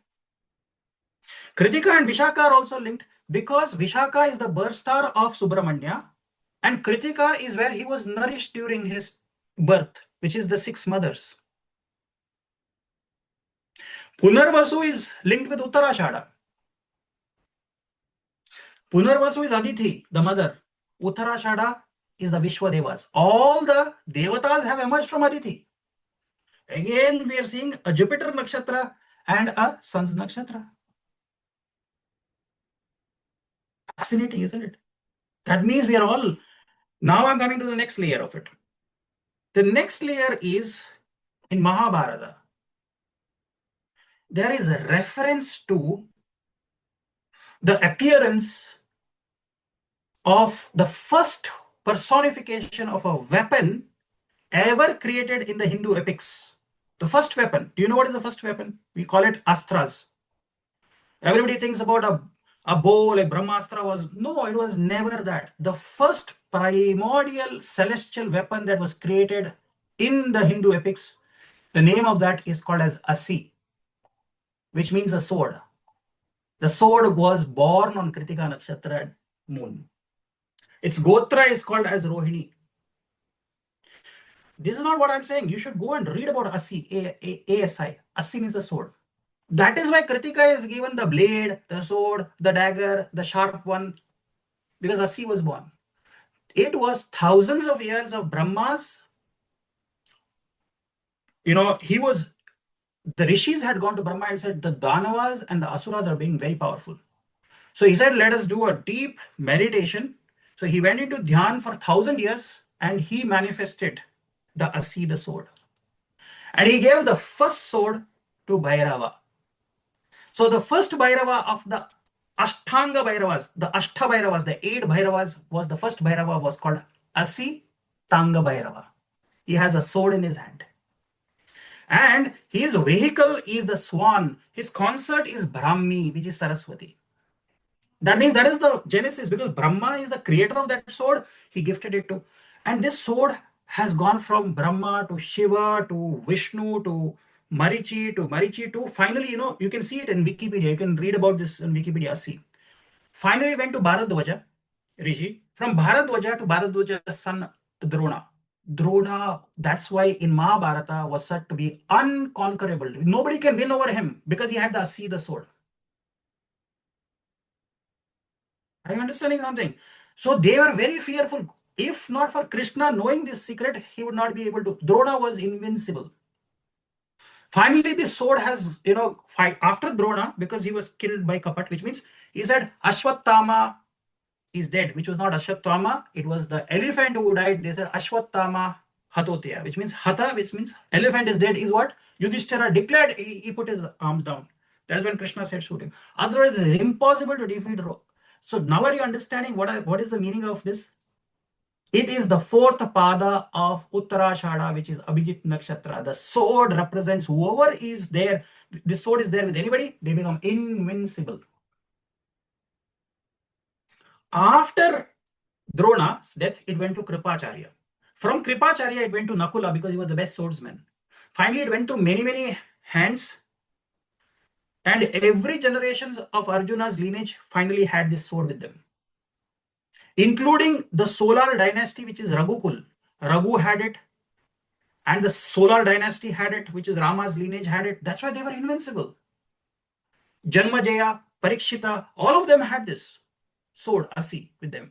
That was the secret of their invincibility. Now I'll tell you something more. This sword also, because it was there in this lineage, these dynasties became very powerful. But there was also another dynasty which was created by Agni. See, everybody talks about Surya Vamshis, which means a lineage from sun. Chandra Vamshis, lineage from Chandra. Have you ever heard of this called as Agni Vamshi? Agni Kula? In India, the Rajputs considered themselves to be, and there is a history behind it. And who created the Agni Vamshi? See, there is a history behind it, is Vasishtha Rishi. Rishi Vasishtha had 2 times his cow Kamadhenu being taken away from him. The first time was a great king called as Kartavirya Arjuna. That was with Jamadagni, not with Vasishtha. But it was given to Vasishtha by Indra. But he had given it to Jamadagni for safekeeping. From there it was abducted by Kartavirya Arjuna.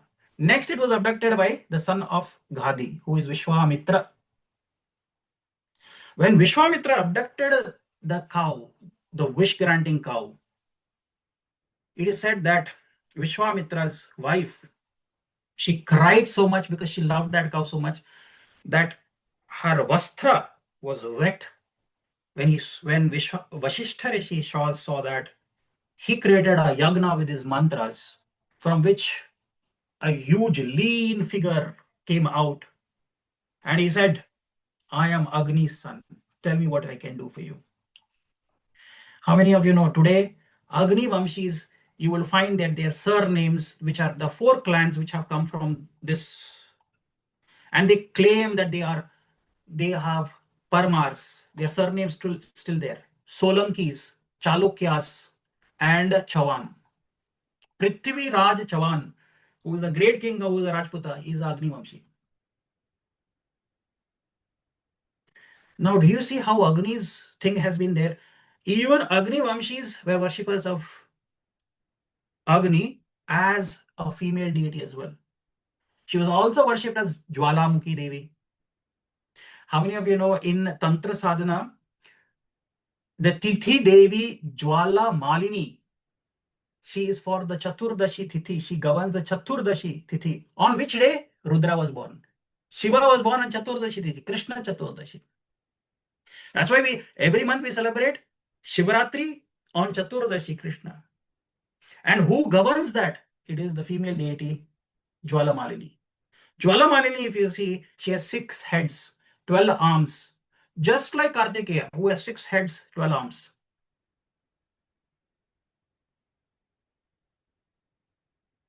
What about Zoroastrians? They're not worshippers of the fire god, but fire is the purification because they feel that fire is the transporter of their main god, Ahura Mazda. Isn't it? Have anybody other than who is a Zoroastrian can get permission to visit their temples? No. You have to be a Parsi or a Zoroastrian to enter their temples. Otherwise, they don't have, because that is purification. They consider the fire, they don't consider the fire as God, but they consider the fire as the element of the ultimate God, who is Ahura Mazda, as their representative, just like how we take yagna and we transport our offering. So the Agni is used the same way.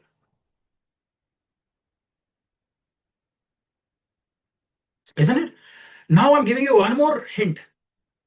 Have you ever thought about Kritika Nakshatra being associated with Parashurama?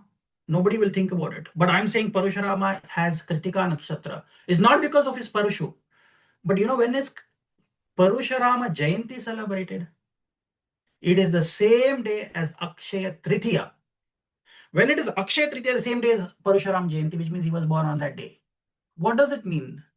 Sun will be somewhere in Ashwini Nakshatra, and moon has to be in Kritika Nakshatra, because Tritiya Tithi means 36 degrees. So sun is exalted, moon is exalted. And moon has to be in Kritika Nakshatra. So that is his Parushu, that is his axe. So Parashuram also has, now I'm coming to some more thing very prominent. If Rama was born in Punarvasu Nakshatra, Jupiter's Nakshatra, he is a Suryavamshi. Krishna was born in Rohini Nakshatra, which is Chandravamshi. If anybody who is interested in the depth of nakshatras, I'll give you one clue.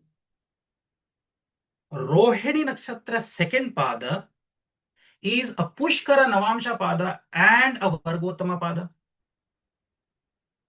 which is Krishna's birth nakshatra and his pada. Rama's pada is Punarvasu Nakshatra fourth pada, which is also Pushkara Navamsha as well as a Vargottama pada. Right? So Rama. And there is only one which has the same thing, Pushkara Navamsha as well as Vargottama pada, is Uttarashada first pada. He is also Pushkara Navamsha as well as the Vargottama. Would that mean the next avatar of Kalki, who is coming riding on a horse with wielding a sword, is that the Asi, the sword, which is born in Kritika Nakshatra, that he becomes the invincible one?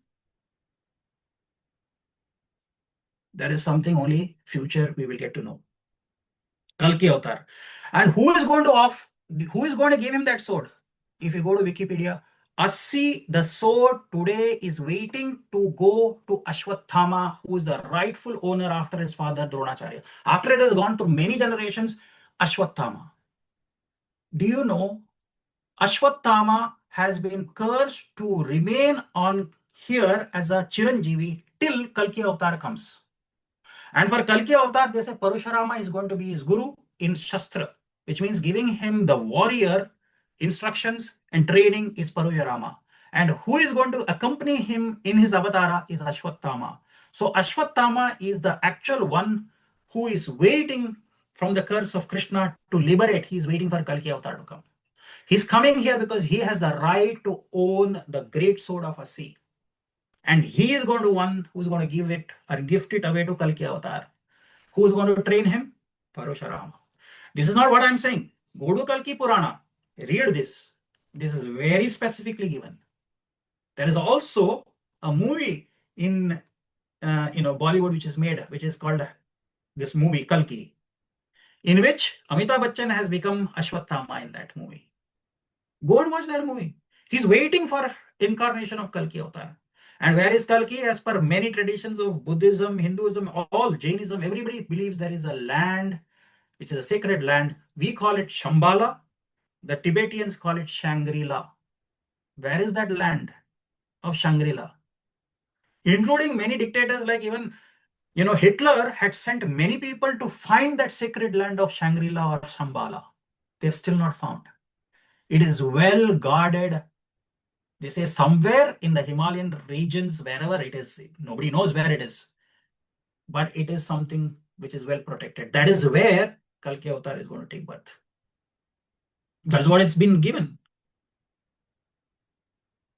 Right? So all of this is building us to that. Anyway, these were some of my thoughts that I wanted to share. I don't know if there is anything that you wanted to add to this. Like symbolically, they have a sword, which is their secret. It could be something which has come from your ancestors. It could be a heirloom which has come to you. It could be a ring. That's why we say Lord of the Rings. Yeah, Who's the Lord of the power. Rings? The power. It's the power. When I was growing up, there used to be a cartoon. In India, we didn't have cartoon. The Hitman, and he had a sword. How many of you have heard of He-Man, not Hitman. He-Man. Thinking And his Hitman, oh my He's coming up, goodness. yeah. not Hitman, He-Man. Assassin. He-Man, He-Man. yeah.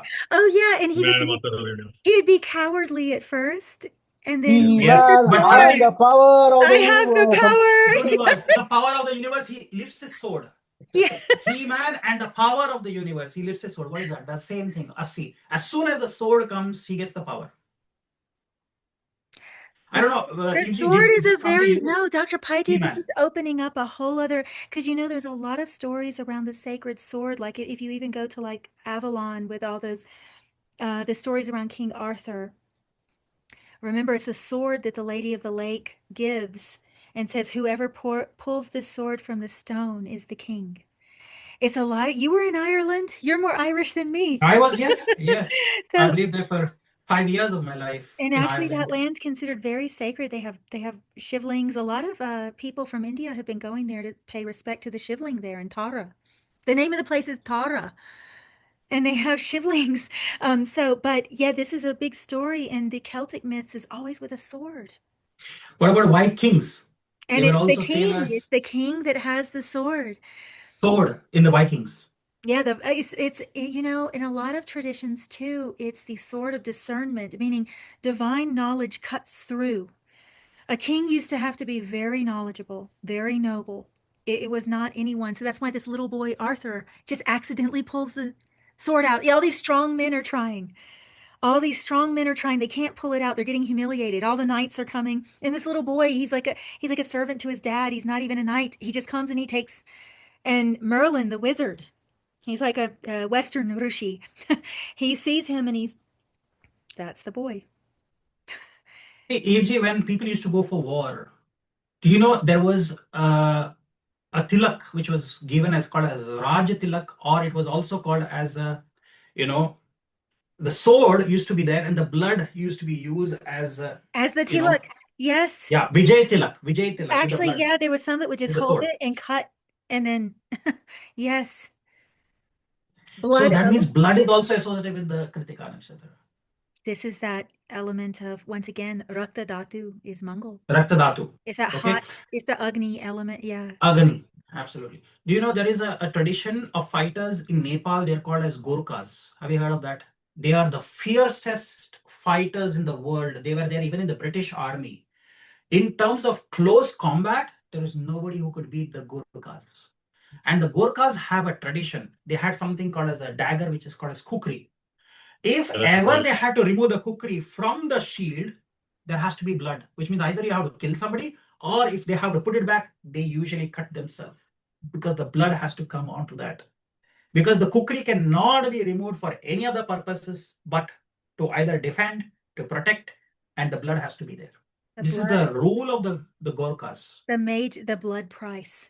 In all occult practices, the blood price. That you're giving your own blood, typically. It's got. So that's why be very careful. This is the nakshatra of power, and that's why people use this for tantra also, by giving their own blood for getting power. There is also this star of Algol, correct? Here, you remember? Yes. It's very destructive in. Oh yeah. Who was that? Damar? Somebody had that. Perseus. So who had that? The Damar guy had this something. Oh, the Damar guy? Oh yeah, the Damar. Oh yes, Jeffrey Dahmer. The serial killer. The KRITTIKA. Yikes. Very, Because that you know guy. what? This alcohol is supposed to have been associated, even if you see, do you know because I've lived in United Kingdom. Do you know many of the castles in United Kingdom are haunted? Yes. They're known for their ghosts because many kings and many people were beheaded there. Beheading is associated with alcohol. Yeah, the Arabic system of astrology, that's a very violent star. Mangal's a carrier of I don't know what is that English word. Is it called the gluten? And that is like a blade which just you put your head and then right. Guillotine. Guillotine. Kritika Nakshatra first pada is guillotine. Why? Yeah. Ram, the head of the ram. Off with the head. That was a big thing in the United Kingdom. I wonder if that area of the world has something to do with Kritika, because they had the thing with the sacrificial king.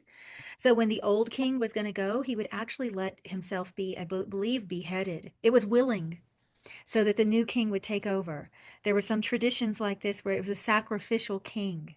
Do you know that they have something called as a disease of the queen, which means I don't know the real English word. If you have a cut, the bleeding doesn't stop. What is that disease called? Which means it doesn't clot. What is the Yeah. blood I doesn't usually clot? know that. I'm really bad. And you can die because of just bleeding. So Hemophilia. the royal Hemophilia. Yeah. So they all have hemophilia. Oh, they're inbred. That's why. And hemoglobin, hemo is blood, which means it's an iron in the blood. The sword is the iron. The curse of the iron, hemophilia, which means if you have a cut, you can bleed to death if you are not. Exactly. And this is still running in the royal blood of United Kingdom. Today's monarchs are also, and that's why they have a rule. Do you know one thing? Whenever they have to travel, they all travel by different aircrafts, which means King Charles travels in a different aircraft, and when the Queen was there, she would travel by different aircraft because they wanted to protect. What happens if suddenly there was a crash, a burn, and the entire clan perishes? So the crown prince and the next crown prince and the queen will never travel on the same aircraft because of they have it in their blood. It was there with the Queen Mother, Queen Victoria had this, and it is there in their genes, hemophilia. This is a defect of Kritika Nakshatra. Autoimmune diseases. Kritika Nakshatra. I'm not saying if you have Kritika, that means all have autoimmune disease. Right. No, but I understand what you're saying, because Surya does have something to do with the immune system, with vitality. He's Vitality. Roga Karaka. So if there's any affliction to that, it turns to Roga. And an autoimmune is very serious. Yeah. So I would encourage all of you to look at this new thing I told you about the sword, which is Asi. I can actually share. Oh, he can. I asked for it. I think it happened. Double click. Does it happen now? Can you see? Yeah, I think it's coming through. Yeah. Now we can see your screen. Yeah. Okay. Here is Asi. This is from Wikipedia. Asi appears as a personification of the first weapon ever created according to Hindu epics. Asi means the sword. A legend concerning Asi appears in Shanti Parva book of Mahabharata. In Rigvedic Sanskrit, Asi is still used as the term for a kind of a sacrificial dagger or knife. Havan, sacrifice. All of this Exactly. goes back to the sacrifice principle. Yeah. So you can see, the creation of Asi. The Devatas approached Brahma, the creator of the universe, in the ancient times and protested against unjust rule. You can read this. And finally, you can see the succession of the wielders of Asi. So Brahma gave the sword to Shiva. Then, it was actually to restore dharma, righteousness. Shiva assumes that, and finally, he gave the sword to Vishnu. Vishnu gave it to Marichi. Marichi gave it to Manu. Manu Rishi means the human clan. Okay, who's our forefather, the son of Surya, Manu. Then see Ishwaku dynasty, the lineage of Ramachandra. So you can see Puru, Bharata, Dushyanta, Raghu, who's also a Surya dynasty king, Yadus, and finally it went to Bharadwaja. From Bharadwaja it went to Drona. Drona obtained the sword. Drona used this weapon in the famous Kurukshetra war described in the epic Mahabharata. Drona became unconquerable in the Kurukshetra war because he held Asi, the primordial weapon. After the death of Drona, the sword was taken by Kripacharya. Kripacharya gifted the sword to Nakula because he was a swordsman. And Nakula's swords went to Parikshit, who's Arjuna's, Abhimanyu's son, then to Janmajaya. And finally, what is it saying? Asi, the sword, again went back to Kripacharya for safekeeping until the return of the rightful owner, who is Ashwatthama. Ashwatthama will go to Kripacharya, who is again a Chiranjeevi, which means he's immortal. Kripacharya is Chiranjeevi, Ashwatthama is Chiranjeevi, Hanuman is Chiranjeevi, Vedavyas is Chiranjeevi, Vibhishana is Chiranjeevi. You see, these immortal ones. So, till Kalki Avatar comes. When Kalki Avatar comes, Ashwatthama will go to Kripacharya, say, give me the sword that was kept with safekeeping for you. Once he gets that, he is going to give it to Kalki. And Kalki will be trained by Parashurama. Yeah, it says that Parashurama is coming back with Kalki. Parashurama is also Chiranjeevi. Yes, he's here. I mean, or he's He's here. Yeah. Hey, he lives in Mahendragiri, right? Yes. Yeah, He's living in Mahendragiri. So that means they're all waiting for that Kalki Avatar incarnation. Everybody is waiting for that. Can you imagine? Parashurama is waiting, Ashwatthama is waiting, Vibhishana is waiting. And interestingly, where Mahendragiri is near to the temple of Simhachalam. Near, okay, Ahobbilam, which is Andhra Pradesh. No, Simhachalam is near Visakhapatnam. Visakhapatnam. Vijayanagaram, that part. Again, the word Visakhapatnam. Visakhapatnam. There is a temple for Subramanya, Skanda. Yeah. It goes under water during certain things, and then certain times the temple is high tide, the water just covers this temple on the bank of this temple, this city. Don't think Visakhapatnam was just a name which was given. Yeah. It has a connection with Kartikeya. Lot of Kartikeya themes, mass themes, and and moreover, I also come from the same region, so we also are basically Agnikul. They call Agnikul. So that means you're Agni Vamshi. You're Agnikul. Vamshi. Yeah, Agnikul Kshatriyas. Yeah, Agnikul Kshatriya. That's what they call. What is Agni Kund? Agnikul Agnikula, Kshatriyas. Agni Vamshi. Oh, cool. Okay, great. So Interesting. we are called as Agnikul Guys. Kshatriyas. Guys, you do notice, this is interesting. I just have to say, because every time this happens with us unintentionally, we started off with this whole thing with birth and the baby. And now you're talking about a divine incarnation, a special child. There has to be something with that in Kritika. Kartikeya is a special child. Yes. What do you think about Kalki? Has to be. Nobody knows which nakshatra is going to assume, but we are that is, see, if Rohini nakshatra second pada is Pushkara Navamsha as well as Vargottama pada. Punarvasu nakshatra fourth pada, Pushkara Navamsha, Vargottama pada. The only other nakshatra which has both these is Uttarashada, first pada, which is also a Pushkara Navamsha as well as a Vargottama pada, which is Sagittarius sign.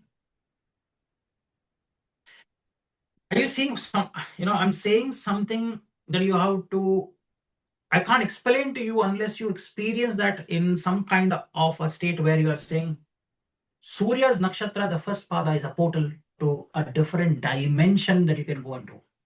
Like we say, 5th dimension, 6th dimension, 7th dimension. It can take you into a different dimension and you'll come out like an astral traveler can go through this dimension and portal and come out through Vishaka 4th pada. So, see one important point that I want to make. The second pada of Kritika is the exaltation of Chandra, and Vishaka Nakshatra 4th pada is a debilitation of Chandra. Chandra means what? Mind. If you know the mind, you can see these portals and you can go. It's like shape shifting, going through. And that's why these portals are also, which is used by Santip's favorite topic, aliens, spacecrafts, and UFOs. Santip, where's the aliens? Yeah, I'm still waiting, right? I'm pretty sure that amongst this kind of thing, right? Yeah, still have to see. No, but Dr. Paiji's got this really strong point here where the stars, the taras, there is mention of using their light to travel with light. They were considered portals. It's just we don't use that word in Sanskrit. Yes. It was go read Yoga Vashisht. A lot of what you're saying, Dr. Vaidya, I've just been listening, and now we have so many communities. Are you transporting yourself to another universe where you can find a virtual self of yourself there? Well, this is what I'm saying, Who Dr. thinks that we are only? But this is really important. Our human technology is so perfect, we do not need external technology to do this. Vashishta, all these guys, Parashurama was time traveling. Narada? Without external tech, we're being tricked to think we need these devices. Actually, they stop you. We only need ourself. You are being tricked. You better be very careful.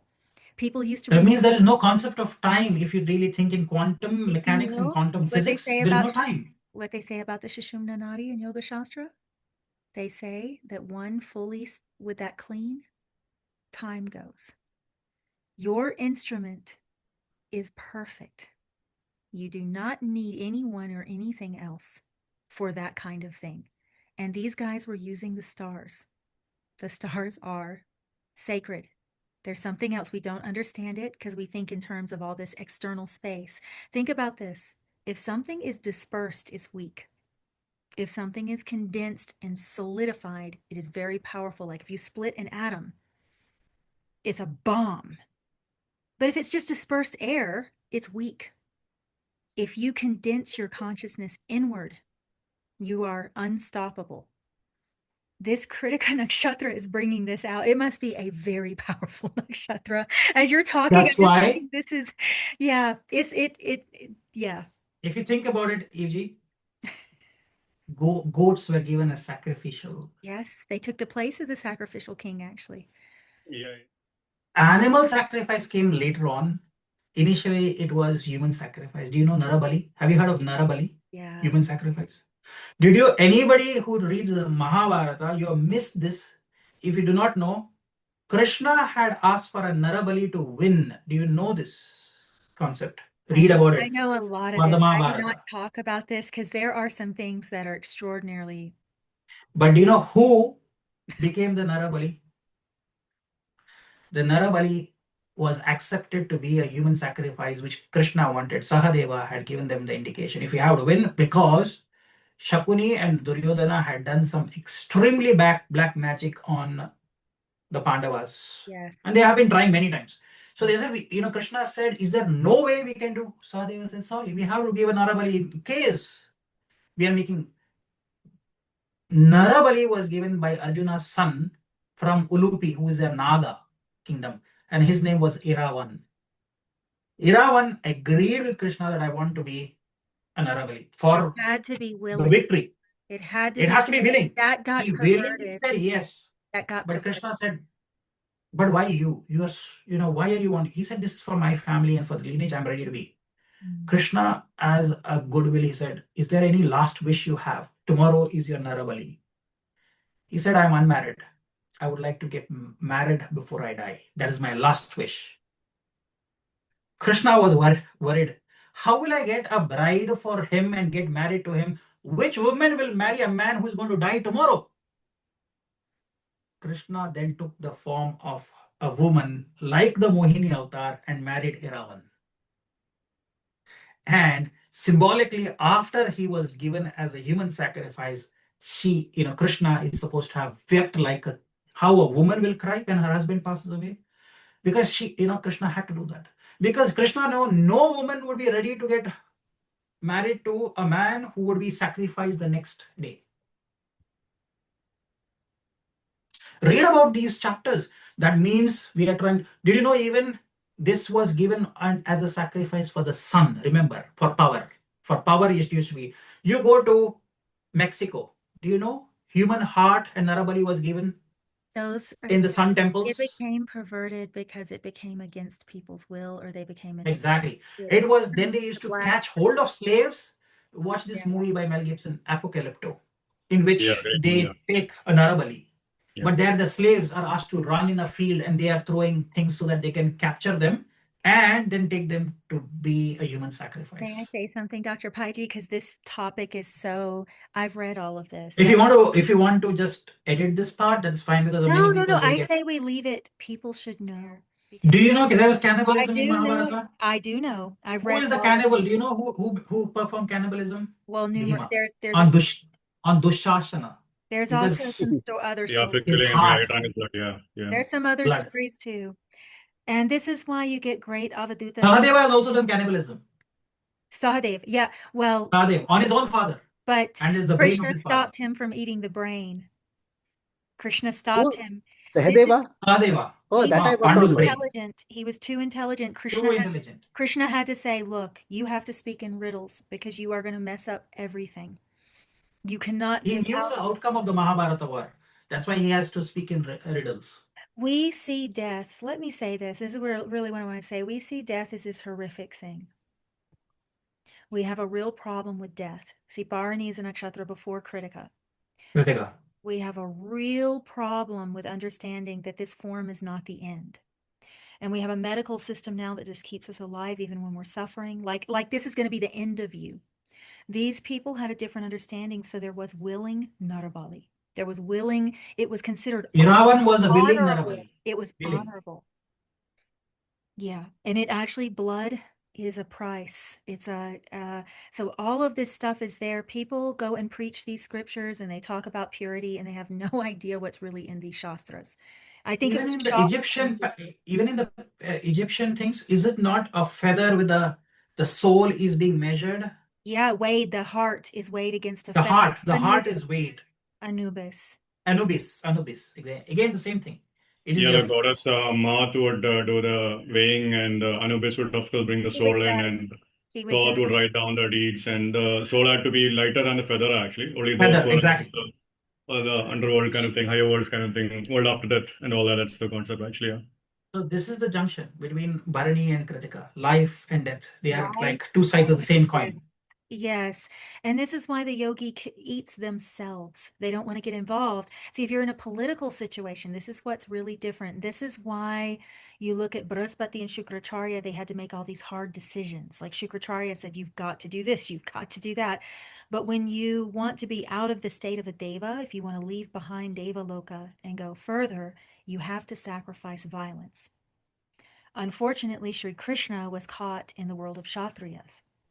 The world of Kshatriyas is very violent. It's heroic, but it's very violent. So Rishi was eating themselves. Like that's why Vyasa was so wasted away. And he told his mother, look, I've been living off of roots under a tree. Let me rebuild my reproductive fluid. Let me eat ghee and milk and honey. Let me rebuild my reproductive tissue before I get these princesses pregnant. Because So if you see the meat is Kritika Nakshatra is meat. it's You see Mamsa many Dhatu. places where I don't know yes, how to Mamsa argue Dhatu. with that in Sanskrit. It is Mamsa. Mamsa Dhatu. And it's all And in, what is Jupiter? Fat, which is ghee. he's a fat, yeah. There's a lot of Agni consumes in Havans and all that, actually. Exactly. So people who like steak and eat a lot of meat, greasy stuff with meat, Kritika. It's Yeah, ugly. It's yeah, just to ugly be, eats. yeah, just to say one thing, clear, does not mean that you have to do Narabali, does not mean that you No, have to. that's what I'm saying. That is not what I want to be doing. Yeah, it's a different time, different era, different people. If you are Rishi level and all that, great. That's Do why it. I'm Just to be saying clear. to be so careful with this knowledge because it's become so tamasic and so selfish. You have a whole trend of witches on TikTok that I found out about recently, cursing or like putting spells on their boyfriends. And I'm just like, do they understand what happens with Yamraj?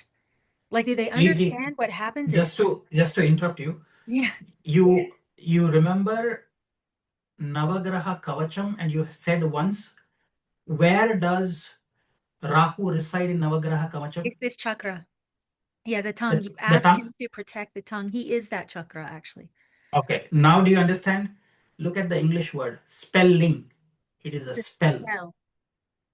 It's a spell. It's Whatever you say from your things is a spell. the same You're saying tissue that's spelling. reproductive in your genitals is actually in your mouth and nowhere else. Because it is a reproductive place. And so you're misusing Vak, when you do all these selfish things, like I have to be, I guess it's the Surya thing, but I just have to be really straight with this. People should not be playing. They do not understand the consequences. You do not play with I this. had a client, EG, Mhm. whose son is in the spell bee competitions in US. Second house Rahu Of course, in the well, chart. you can't defeat Excellent Rahu. spelling. You can't. He's Dhanav Mantri. He's a Dhanav. Yeah. In a way, EG, I really feel Vishnu know Swarabhanu Of was course. having the Amrit. Of It's not course. that he didn't wait. He wanted Swarab. See again, Vishnu's all knowing. Swar Bhanu. A It ray of means light. vibrations, Yeah. ray of light. So he was a very knowledgeable, very extremely brilliant, Asura. I think Rahu is very special, and the reason why people have to tamasically vilify him is he is so ardakayam mahaviryam virya. He's powerful. He's not, the sun and moon get cursed for exposing that.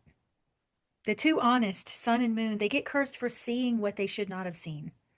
Is that why probably he exalts in Taurus, somewhere Kritika and Rohini, sun and moon's nakshatras? That is, Kritika the cut. Because everyone argues over Kritika is the cut. Kritika is the cut, and he is this chakra, the mouth. He comes as a big head in these serials I watch. I always watch those Hindi serials. They're great. I mean, the old ones are really great because they actually follow the Purans. And so, but Rahu is always coming in as a big head. His mouth is really dangerous. Whatever he speaks, people hear it.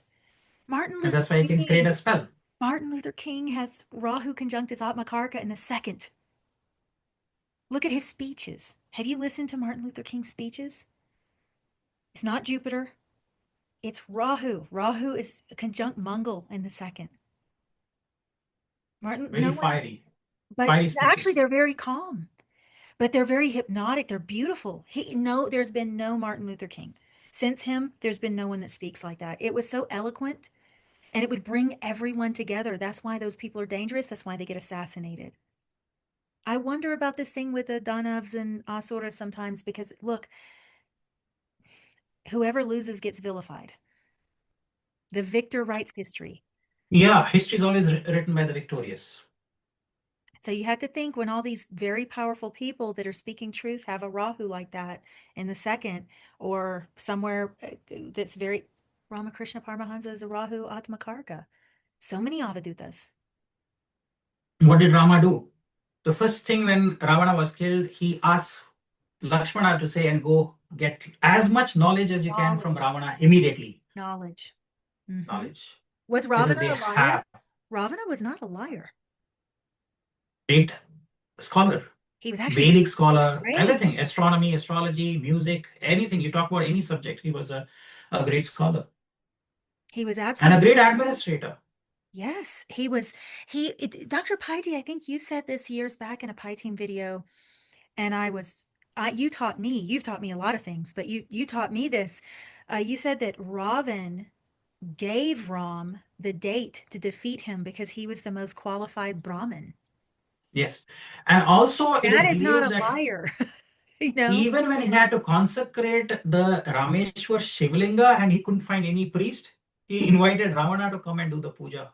That tells you these people were because he was a great Agama Shastra, Shiva Agama scholar, Pandit.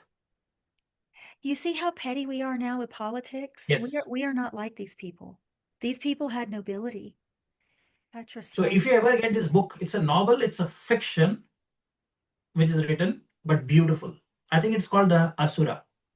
Aditya, can you Google it? The Asura, the Ravana story. And Santip ji, you got to tell us about Kritika.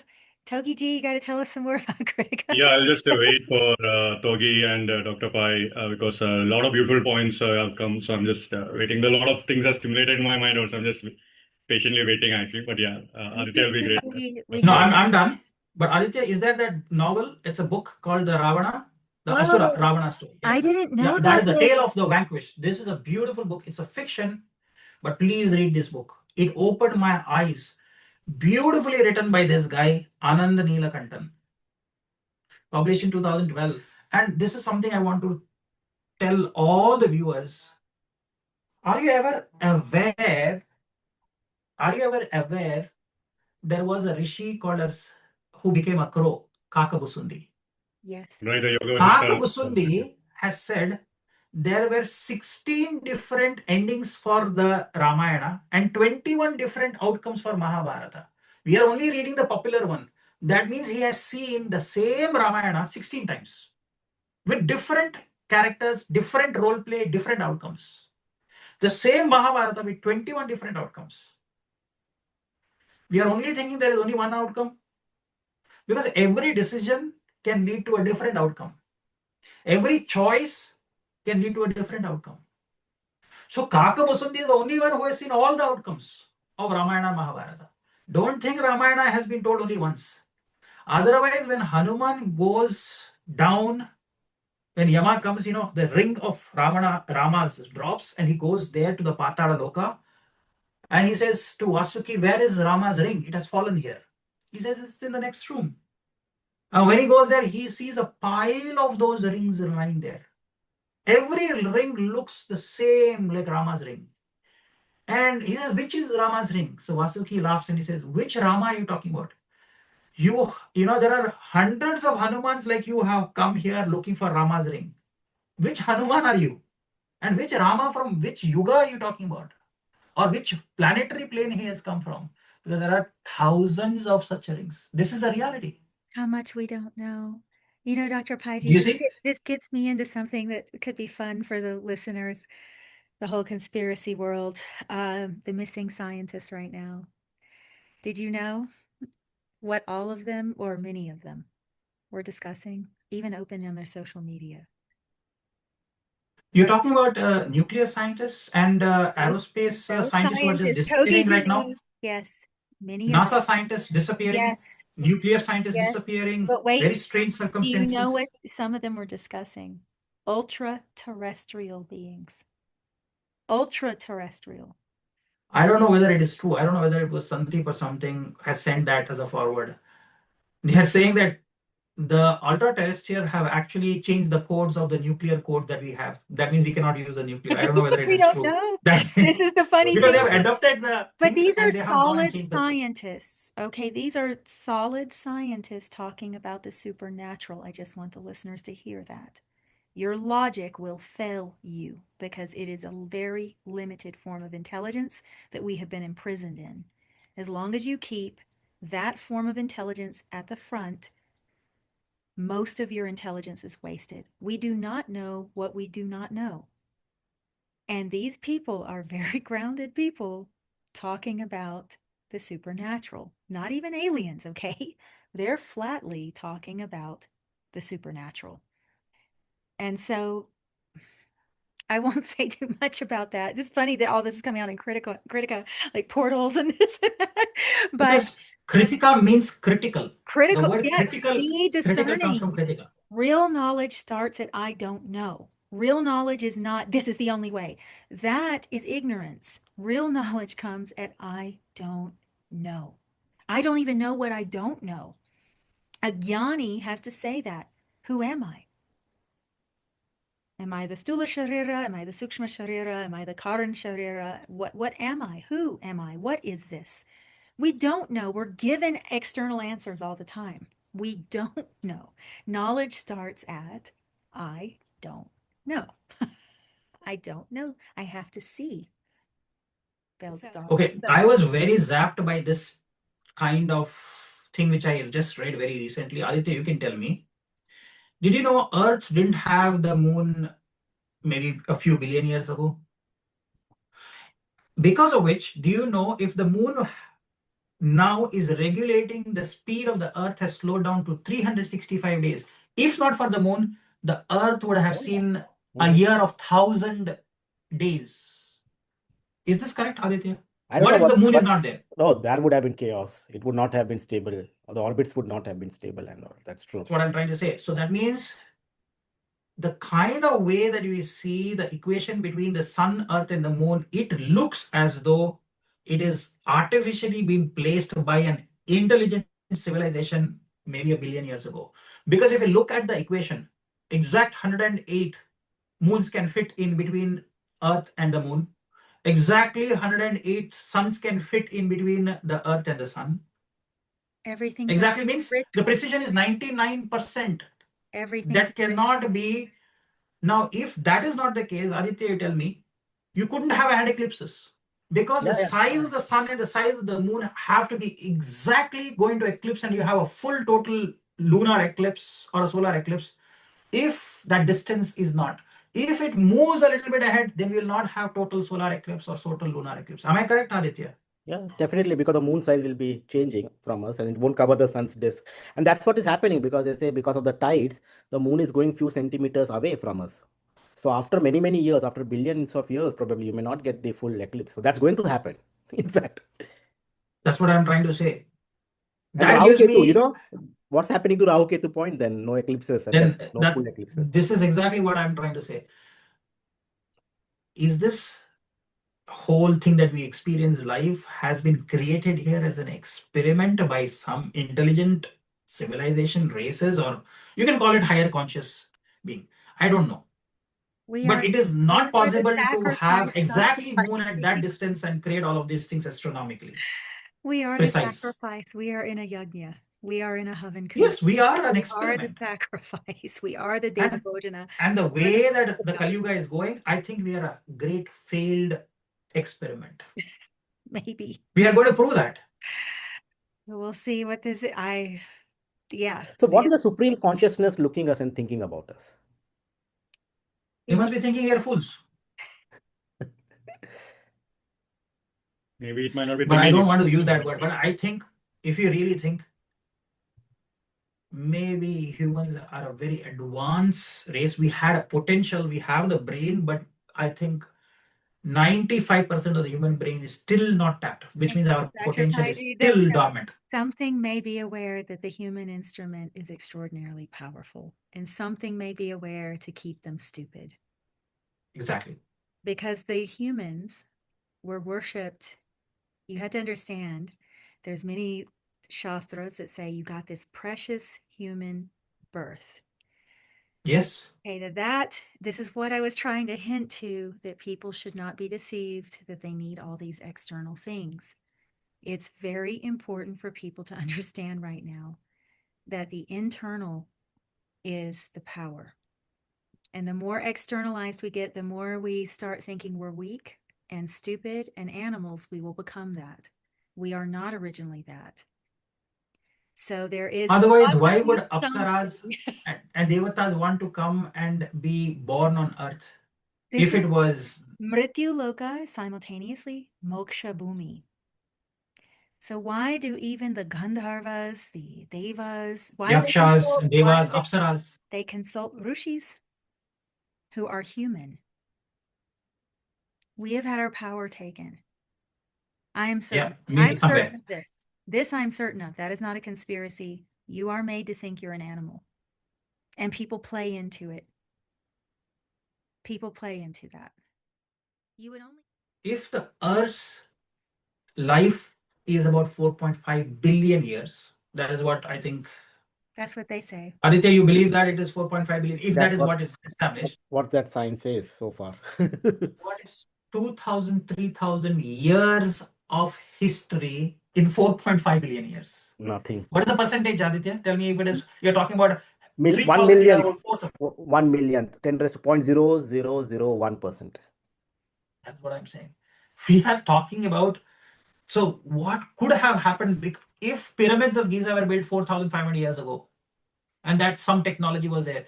Even 1,000 years ago, if you see our Indian temples, South Indian temples and other temples in India, you would be really not knowing what kind of drill bits they had, what kind of equipments they had. They could create that thing. Today, we cannot do that with even knowing the greatest technology. So somewhere we are thinking that, 1,000, 2,000 year history is great. For this earth is nothing. So if you're really thinking 2,200 years and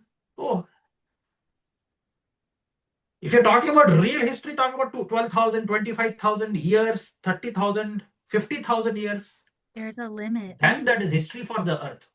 There's a limit. There's a limit to stula indriyas. what the physical senses can sense or experience. We don't even understand time because of that. So the whole thing is, it's very mysterious. And in physics, I want to ask, because you're all interested also, we have come together as, we are interested in astrology. I'm going to ask you a fundamental question. Today, if I die, will my chart also die, or my chart is still alive even after my death? good question. Which means physical body is dead, which means Lagna is no longer important. But is it not the universe that is always going to be there? Can you really kill the universe? Because your chart is nothing but the universe.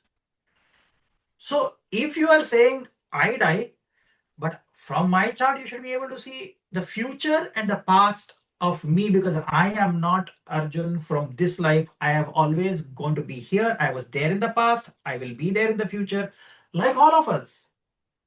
So how is your chart going to die? I don't think sound dies. Exactly. I don't think Because so. everything is a vibration, everything is a frequency, and everything is a wavelength. All we're catching is, oh, between this time to this time, this is my vibrational frequency that was felt.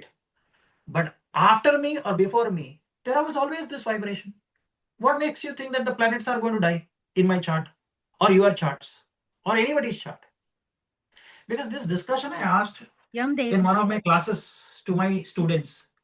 Let's take an example of Indira Gandhi.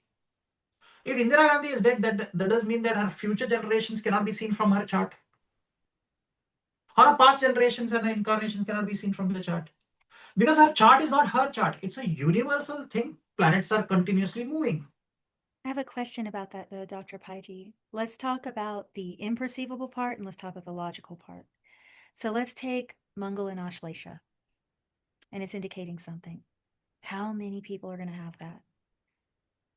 You can't do it logically, but now sadhana drishti, the sukshma indriyas, should be able to see that through the graha. But there's no Exactly. logical way to see, because Sanchita can't be in a chart. It's parabda, right? And even Sanchita has an end when memory goes. Memory has to go. But that's only the D1 which is going. What about the But D60? even if you go to the finest amsha, you're going to have other people with the exact same thing. This is where logic will fail in something. Do you remember that story you used to tell, Dr. Paiji? There was a yogi. You told this in one of our past Pi team. The yogi who said, watch out, that Mangal. That Mangal is not in... Yeah. I remember that. Because that yogi That said he went for a siesta and he drishti. said the Mangal is not in actually what you're seeing, but he has actually mood signs. Yes. Because when you see something is at that borderline, Drishti. you think it is there, but the drishti is somewhere else. So I do believe someone with drishti could see that, but not logic. It would be impossible. Too many of us will have the same thing. That's why I said Jyotish is not logic. It's not. If you really think about it. No, it's a powerful point. That's why I wanted to highlight that. It's a powerful point because with the right drishti, it's so funny, Surya topics. All this stars must be something. Suryas are Tara. You think about this. Kritika, we haven't mentioned much the Pleiades. It is you guys probably mentioned it in your first video when I had cut my head off and ran. But there's something very mysterious about that part of the sky. A lot of tribal people say they come from the Kritikas. Pleiadians, correct? That's right, what yeah. That's Kritika. the Pleiades. The Dene, who people call the Navajo, the Dene say they come from Kritikas. They call it a different name, but they say they came from there. So this conversation once again is A really... lot of Shaivite sampradayas also believe the starting point of humanity, the seeding happened in Kritikas and all that. So apparently the source came from Kritika. I think Dr. Pai mentioned in one of the old posts also, like the source came through Kritika kind of thing is a common thing. And Murugan was apparently commander in general in that particular army. He travels interplanetary travel and all that is pretty normal. So there's a lot of soul migration that happened from Kritika up the Pleiades. And of course, you find a modern alien, a lot of Pleiadian people think is there. A lot of Pleiadians are there. People who channel Pleiades, all that kind of thing is there. Yeah. What do they say about this? Sandeep, you tell me. Yeah. Sandeep, just tell me. which body part as per the Anga Kritika is associated with? I'm not sure. I think it's feet. Usually might know it. No. Actually, if Kritika is the first, this is your part. Oh, interesting. Brahmarandra is Bharani. Brahmarandra. But actually, Okay. this back here, this chakra is definitely linked to Okay, Kritika. this chakra. Mm. Is it not? This is the first part of your body which is exposed to the when Yeah. you're birthing. Is Yeah, it the not the crown. head comes first? Crown. The crown. The crown. Usually, So yeah. that means yes, usually. So that means Kritika is exposed first. That's why it's the first nakshatra in one way. Kritika, yeah. Actually, Yes. yeah, because they would pull the baby out from, yeah. Okay. Now, do you know why? Because of which? If you see priest in India, they have a tuft of hair here. Yeah. That is called shiki. Shiki, That is your lagna. That is the reins. You're giving it to Agni. Agni, now I'm under your control. That's true because it's not on the Brahmarandra. It's not right here. It's back. It's in that. It's back here. It's back here. Sarga. This is.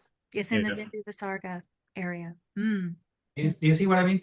Mm-hmm. So when people, the Mughals used to catch hold of such, they used to first cut off the scalp here. Because after that, because this is the point, if you go straight down here and go straight from here, the intersection point is your pineal gland. Yeah. This is where Brahma stamps the fate. That's why that drishti on the forehead is really important, actually, to see the fate. Brahma stamps this. Brahma, the pineal gland. And when we get to Rohini, I have a lot to say about the glands. Brahma stamps the forehead of the baby. And this is the See, fate. that's why in Hinduism you will never taunt your head till your father and mother are alive. Because till your father and mother are alive, the sun and the moon are on the earth plane.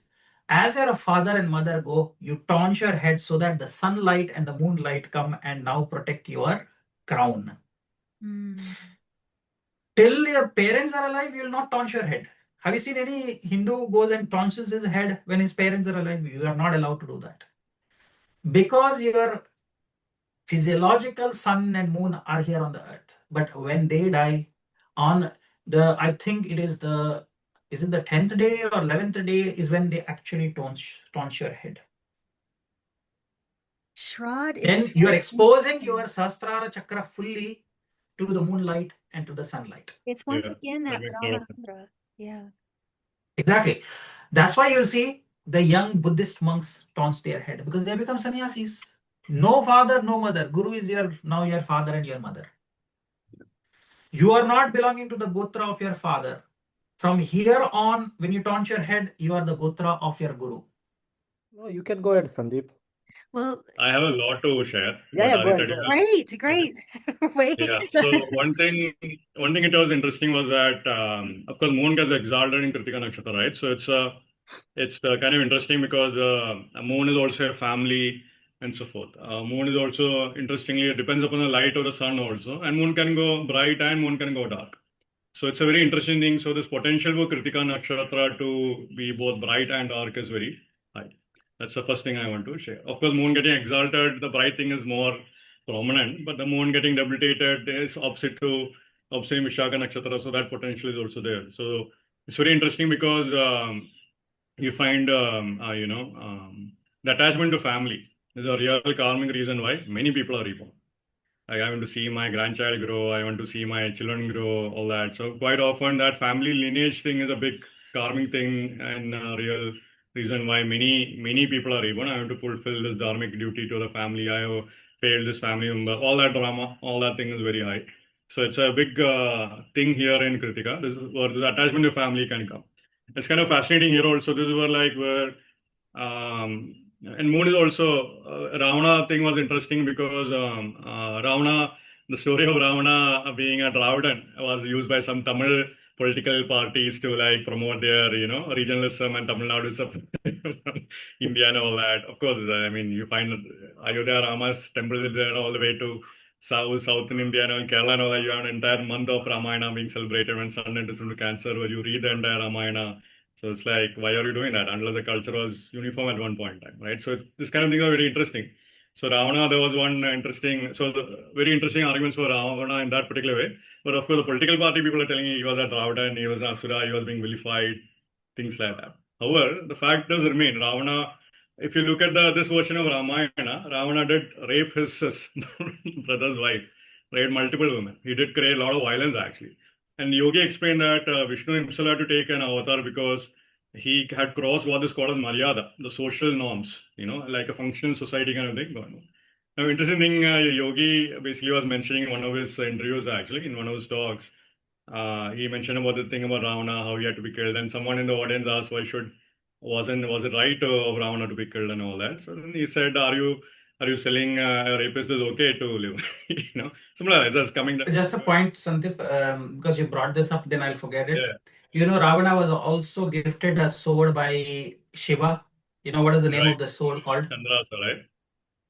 Which means Chandrahasa means laughing moon sword. Yeah. And moon is exalted in Kritika Nakshatra. Yeah, that's a good point. Great point, Dr. Pai. So it's a good thing. So so that's the other aspect. So Yogi was actually, interestingly, the guy who asked this question in the audience. The Yogi asked, so if your brother raped a woman, would you defend your brother or would you deliver justice for the woman? Clearly, the Yogi said, you will be defending your brother because you are attached to your family. So at what point do you have like this attachment to family go against dharma?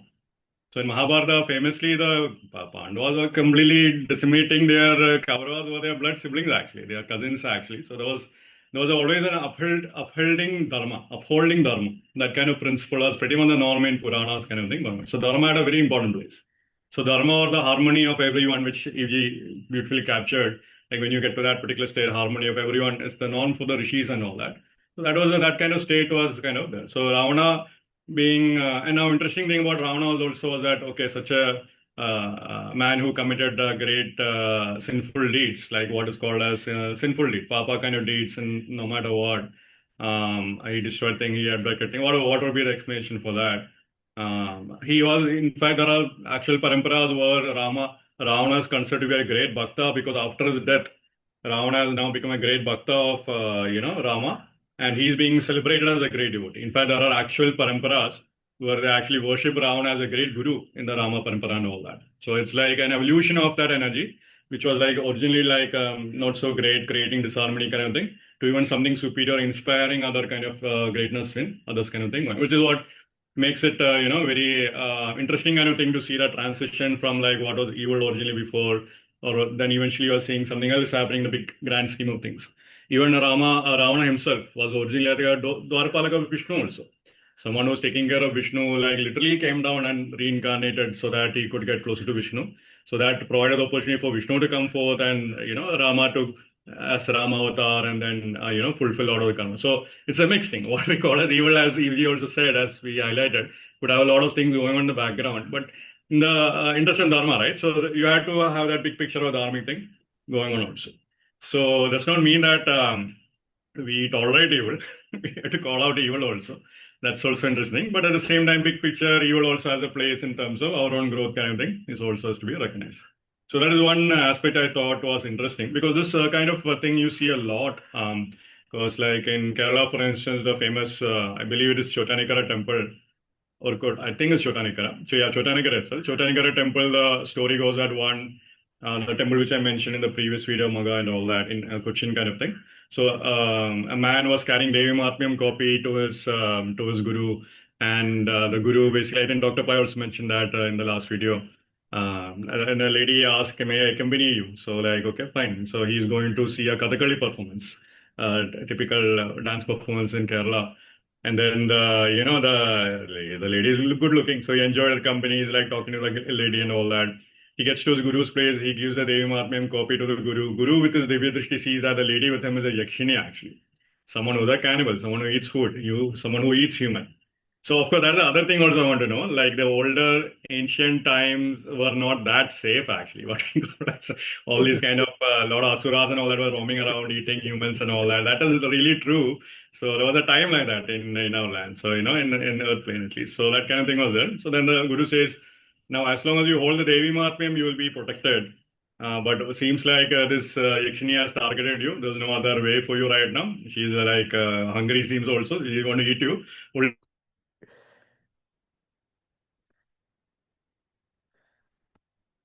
What happened to him?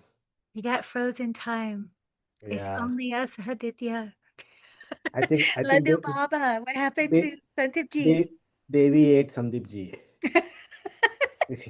He got the Yakshini. No, but Actually, you know, he's right on this. Like Ravan oh, clearly there knew he the is. Dharma. Oh yeah, Ravan, great. I was just saying, I was commenting on, Yeah, I yeah, go liked ahead. what you said earlier. I Yeah, really liked what you said earlier because India, Bharat has been divided based on these political things. yeah, exactly And correct. it is Yeah, true. I was not trying to say that Ravan was not a Dharma. yeah, of course, yes, yes, yeah, What I was trying to say is that he personified it so much, it was to a degree of perfection. yeah, And that only Ram could kill, and only Ram would have the right to do that. yeah, Because someone like that, we can't fathom what they are if they go to that yeah, degree. But exactly. I love what you're saying about calling out evil, Yeah, because that is dharma. And what I was saying earlier about adharma is greed. So yeah, rape is greed. yeah, You're yeah, taking what does not belong to you. You are stealing. It is yeah, actually greed. So this is what these asuras always do, and that's why they're called asuras. They cross a boundary, they cross a limit. exactly. So that was really Yeah, beautiful because India has been very divided on this. yeah, And yeah, I didn't want to contribute to that. That was not my point. yeah. Okay. Yeah, no, that's great, great. Because Asuric mindset is an Asuric mindset, so that's an important thing. So the Yakshini, right? So the Yakshini now the guy is carrying the Devi Mahatmyam. Now he walk faster. Now he ends up running now to the temple. So the moment he crosses the temple, then now the Yakshini by the time as her form has completely changed, her evil form, like animalistic form has come out. The moment he has stepped into the temple, as I mentioned last time also, he enters into the temple. The Yakshini follows in that form. The goddess literally comes down, slays the head of the Yakshini is the story. Now, what has happened is that now in that particular land, if you go, the origin point of the Yakshini is actually celebrated. She's celebrated as a great someone who had the fortune of being slayed by that goddess actually. And literally now, one of these temple thing they will do is that the goddess comes and visits the original place on an elephant top. Like people will go behind the elephant and literally the temple where the Yakshini was originally found, like where the Yakshini was originally found is still worshipped. The goddess stays for some time. People give offerings and so forth. Puja happens for the Devi in that temple and all that. And they come back. So this is a very interesting thing actually. The history where like even like sometimes evil is seen in a bigger perspective kind of thing, or as a history written by victors kind of thing going on, and also understanding each role to play. So sometimes understanding history comes with its own blessings actually. So sometimes people with Kritika can get stuck in this history thing as well. This can be a real point. This is my family history. I'm stuck in this particular thing. Or people stuck in the history that, okay, their ancestors were subject to this bad thing from another person, descendant and all that. Now, in some cases, this could be very real. Like the Smiths hating the Johns, whatever, right? So like, stuff like that. And you keep on maintaining that ancestral, enmity even across future generations also, right? Or whether it's like, and surprisingly, you'll be actually surprised this thing really plays out in India actually. Certain last name people will still hate certain last name people and all that because historically they might have fought against each other kind of thing going on. And that's a real thing, and that's this kind of thing is a very important point in Kritika because this family history, the history of the land, history of your ancestors becomes a really important thing going on. And of course, depending upon the magnitude of the karma, like if it was one king who defeated the other king, or if it was an ancient thing, your ancestors are always fought descendants of a particular race or whatnot, all that. So those kind of things are also very. In some cases, used to be the kings would calm down a situation by marrying other kingdoms and so forth. So there were many other solutions like that would happen. So that is one thing I want to mention. The other thing which was very interesting, which we talked before the Kritika also, like in the chat, I mentioned how in Ayurveda, in Jyotisha, of course, the first moment, your birth chart is determined from the moment when the child cries. And Yuji mentioned about that, like the child is wanting the first air and all that. So Jyotishi is considered the first moment, the birth chart moment to be the moment when the child cries, because that's when the Akash Tattva is coming. That's when the energy is coming into the child, energy of the universe is coming into the child purely. That's from the karmas are going to be fructified. So that is one interesting moment the birth chart is created there. Now, what is interesting for the Ayurveda people, though, they actually consider the moment when the head comes out from the yoni as the first moment. They don't care about your karmas and akash sattva and all that. They're like, when did your body come out? That is your moment, birth chart moment. That is when you should create a birth chart. The Ayurveda people's thing. And surprisingly, I was just mentioning that like a siddhar, like someone, a client of mine, His family went to some Siddhar, and the Siddhar said that because the water broke for the mother in this particular time, the birth chart should be created for the moment when the water was broken, actually. Now that makes, I'm like, everyone is, of course, Jyotisha, like, what is going on? Because we are so used to like the first cry moment. Even Ayurveda people also is like, okay, it's the head thing. But then the water breaking is a very interesting thing, because seems like the fluid, the energy from which that child was being born, the field from which the child was being born was being captured. So Siddhar might be born more concentrated on the karmic thing from the energy field perspective, right? Which is a very relevant thing to think about. So perhaps they are looking at the birth chart from that moment to identify how that field itself is evolving for the child, which is a completely legit way of looking at birth chart also. So a very fascinating kind of view, actually. So the first moment kind of thing is a very interesting thing. I thought that was very fascinating. And because the other aspect of the Mundan, which I've seen, is also normally in Kerala and all that, after 1 year or before 1 year also, I mean, there is a thing in which you give the first solid food giving to the child is celebrated as an actual one of the samskaras, actually. Shodasha samskara, one of the samskaras is the first solid food giving. So usually that kind of ritual is done, and traditionally it used to be done in the family temples. Like your family, your Kula Devata and all that, which I talk about. So Kula Devata and Kudma Devata, or your Paradevata and all that. Those temples, you take your child, so 2 generations are present, and then they would give the first solid food in the presence of the goddess, actually, in the first thing. So then the families that do that particular thing, because the first solid food is being consumed in the presence of the goddess, that purity, that first consumption, only consuming good energies from here on out was actually maintained. Families that say they are abroad, they are not able to do it. They do the first solid food in the home setting because they have no other option. They might go to a local temple kind of thing also.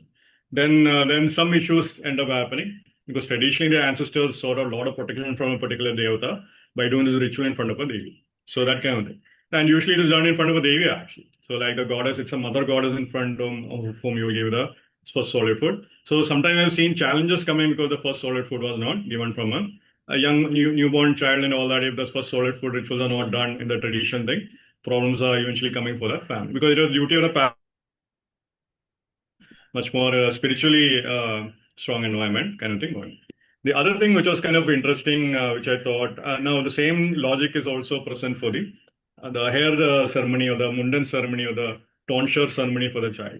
The same logic. In North India, you don't have that particular first solid food thing, but in North India, they would do the first mundan thing. Of course, if you cut the hair and if you do the tonsure for the hair, you shave the head of the child in the presence of a devata, a temple field.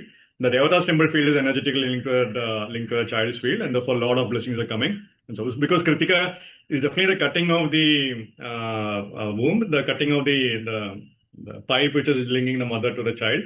But Kritika is also, interestingly, scissors also, right? So the hair ceremony is also an actual thing, actually, in that way.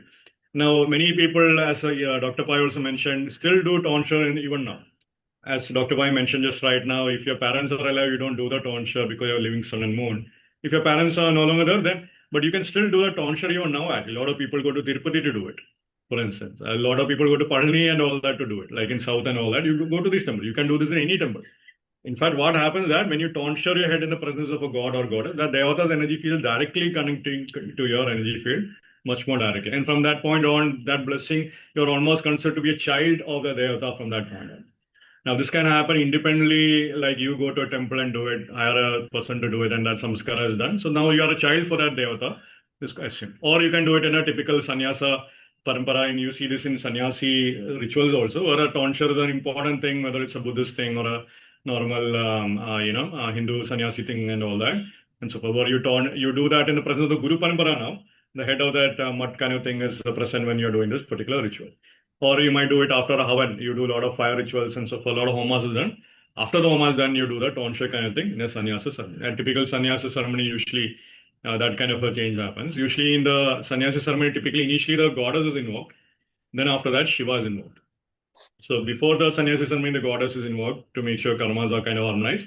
And then the moment Shiva is invoked, after that, you change your robes and so forth, you do the tonsure and all that. Then Shiva is invoked in the fire. So it's a very pure thing going on. And so you can see the change in that energy, change from the worldly energy of with the goddess and the change to the Shiva energy kind of thing going. But this is a famous remedy, by the way.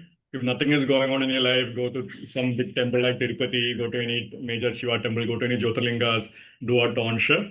And then suddenly all your problems again, you are now considered to be a child of the Devata, so new energies will come into your life and so forth and all that. Many people have saved themselves to tonsure over their head. So that's something I can clearly claim. It reminds me of someone who went through a lot of loss actually, and when they did this particular thing, suddenly all business problems got sorted out. New offer came in, and a lot of things improved for them. So it's a very, very powerful ritual actually. This tonsure of thing, as I mentioned. Now the goat thing is very interesting in many ways. So I just came to know that Ajay Kapada is like the goat of Agni and all that, which is kind of interesting. But then the goat is very fascinating because in Ayurveda apparently they say goat, the lamb meat is something you can consume every day. They actually call that out. In fact, chicken is not considered great to consume every day, like amongst the meat, like even fish also. Fish is not that heavy anyway, but goat meat is interestingly, Ayurveda itself says that, like you can consume it every day, which is making interesting because the goat is Kritika Nakshatra, moon is getting exalted here, and definitely it makes more sense in that particular way. Now, in that particular way also, so that's a very fascinating aspect because then the question of belly to the devata and all that is very fascinating thing actually. The belly to the devata, usually goat is given sacrifice as belly to many devatas. It's still Kali devatas there are certain devatas have certain preference for specific kind of food. Just like we would have a preference for the energy. Our energy might prefer either non-vegetarian food or vegetarian food. Even devatas also at their own energy level have a preference for vegetarian food or the non-vegetarian food. So mostly the tamasic devatas, usually they'll have a preference for non-vegetarian food. Tamasic devatas, the deities were warrior-like, Kali and all that, Bhadragali and all that, very hardcore tamasic devatas. They are keen on fighting, they are defeating demons. They will have a preference for tamasic food. Whereas the sattvic devatas, like Lakshmi is Rajasic devatas, still sattvic devatas like Saraswati and all that, they only will consume very sweet kind of food and all that. So if you give meat to Lakshmi, you are entering into a different set of problems. If you give to sweet to Kali, you are entering into a different set of problems. Just because their energy is that tamasic energy, heavy energy that needs the blood. That kind of thing. So a blood drinking deity should be given blood. That's a real thing. Like a lot of people are encouraging the return to Bali-like practices because there's a lot of wealth problems and so forth. And because that tradition has been stopped, which is creating an energy void, and a lot of regions have been destabilized because of that. So in Kerala and all that, famously in North Kerala, the land of Kannur, the district of Kannur, there's a lot of political murders and all that. And apparently, it turns out in that particular region, they used to give a lot of blood to there are apparently the king in that particular land, North Kerala, Kannur region and all that. The king worshipped the goddess called as Por Kali. Por Kali is War Kali, the goddess of war, warrior, the goddess who is fighting in war form of Kali. So definitely heavy energy, heavy blood was given. At some point in time, many of these smaller families stopped giving their offerings. And then eventually they had a lot of problems. The land itself started to manifest political. The death of humans was a result eventually. A lot of families, then they had to reinstate the practice of giving the ritualistic bali and all that. A lot of things calmed down in the land after that, apparently. So it's a very important point, actually. So this bali. So Kritika is also the second house of food. Its starting entry point in the second house of food is Kritika. So sometimes this karma of how you given the right bali to the right devata is a real question. A lot of Bengalis and Orissas, for instance, Orissa people in Bengal also, even Bangladeshi origin also, or even Assam kind of region also, they might have a stronger link with the goddess Kali or Tamasic devatas. And then suddenly you replace that with vegetable and all that, then you're having all kind of problems, suicide is happening in a family and all that. And this is a real concern. Eventually, the need to go back to the old ways to satisfy the original energy which your ancestors worshipped becomes important. Or you have to find some other ways of protection. You come under a great guru in a way that now this also doesn't happen in Grahastha way. Most of the time, the force of the ancestors is a superior force. Just because you follow one guru by name does not work. If you have taken sannyasa and all that, okay, fine, that guru protection can be claimed. Guru protection can be claimed. But sometimes the original thing and all that, you have to really be cautious. This is a real problem. This is uniquely a Kali problem. Lands where Kali was worshipped. Like this particular food problem. The goddess, non-vegetarian goddess is fed vegetarian food and you are expected to get the same result. No, it will not just work. So this thing is really a problem. This is also very interesting and important also. Quite often when you're about to do some rituals or when you're chanting some mantras also, certain kind of food is supposed to be abolished. Sometimes some cases non-vegetarian food is abolished. Some cases even specific kind of food is also abolished, like food under the ground and all that is also abolished. So then these kind of problems can be called out in Krittika Nakshatra. Krittika Nakshatra is directly linked with mantras, by the way. As Dr. Pai mentioned, Yuji mentioned the spelling and all that. The mantra chanting is very strong in Krittika Nakshatra. But as I mentioned, there is a food component to it. Does not mean that the food alone is going to be the spiritual thing. Of course, you have to understand it in its proper context. A lot of depth is in that regard. So that is one thing I want to say. We mentioned about the history of mankind and all that already. As mentioned, you mentioned about some tribes consider themselves to be, the descendants of Pleiadians and so forth. So that is also very true. Now and then I'll just quickly mention about one more thing. Now Kritika Nakshatra is very interesting because from the food perspective also, a lot of temples, a lot of goddess temples, that are very famous temples, they have something called a Trikartika. Now normally you hear like Tiruvadira, you hear like Tiruvanam, but Trikartika is kind of interesting because it's kind of pointing to like this Kartika Nakshatra day is very auspicious. And many goddess temples, they'll actually have Annadanam to the people on that day. So Trikartika is the day when you get food from a goddess temple. So that is equivalent to like a great thing. You are getting the prasad of a goddess temple from a Kartika Nakshatra day, Kritika Nakshatra day as it's called. Well, then of course this is an easier remedy. What happens if you're giving food to a deity on that day? Like in North India, you can actually offer kheer to a deity and all that on Kritika Nakshatra day. You can actually offer kheer. You can donate whatever you want, food items and all that. If you just do that particular ritual once a month kind of thing, from a nakshatra perspective, a lot of your materialistic problems can get sorted out. Because your food, they consume whatever you're consuming in the senses. Slowly, you'll see intelligence coming, more superior energies coming in that particular way. But like I said, Trikartika is a very big thing in many festival time and all that. So the Trikartika day, you have to go and get food from the temple and all that. Many temples still have a monthly Trikartika, as I mentioned. So it's a very interesting thing that's happening on Kritika Nakshatra day, as well, which I thought was very fascinating actually. So that is one thing. The other thing which EVG really covered in the beginning itself was the yogic side of the Agni and all that, which is great, which is very important also. And definitely the Mukhya Agni or even the Mukhya Prana. Mukhya Prana is also typically called out as the Kundalini Shakti. In fact, there are many occult traditions where they literally call out the Kundalini Shakti as secret fire as well, secretive fire. And the fire which the Greeks, the Prometheus was guarding and bringing back and all that, or the fire the Prometheus gave to the human beings and so forth, which Zeus punished Prometheus for, and so forth, is also supposedly linked with all this. Now, this is very interesting also because there are a lot of hidden things there. And of course, Kundalini Shakti, the yogic people have their own, we have our own system going on. Egyptians have their own thing with the serpent power. When the pharaohs are depicted with a snake around their head region, 100% they were manifesting or working with those energies. Very clearly, that was very, very clear. But the Agni link with Kundalini Shakti is very interesting and very important. And this is very fascinating also. In fact, Agni, when you give it a specific kind of food items to the Agni, each food item Agni is given a particular name. You can give black sesame seed to Agni, then Agni is called in a different name. Now you can give like rice to Agni, that Agni is given a different name. And so what would happen is that like when you give very specific kind of items to Agni, your Agni within you would also grow. So this is also a big point. So when you're doing fire rituals, the kind of food offering you're giving to Agni, if you're giving tamasic food offering to Agni, tamasic region is the Agni thing, you're handling that divine energy at that level.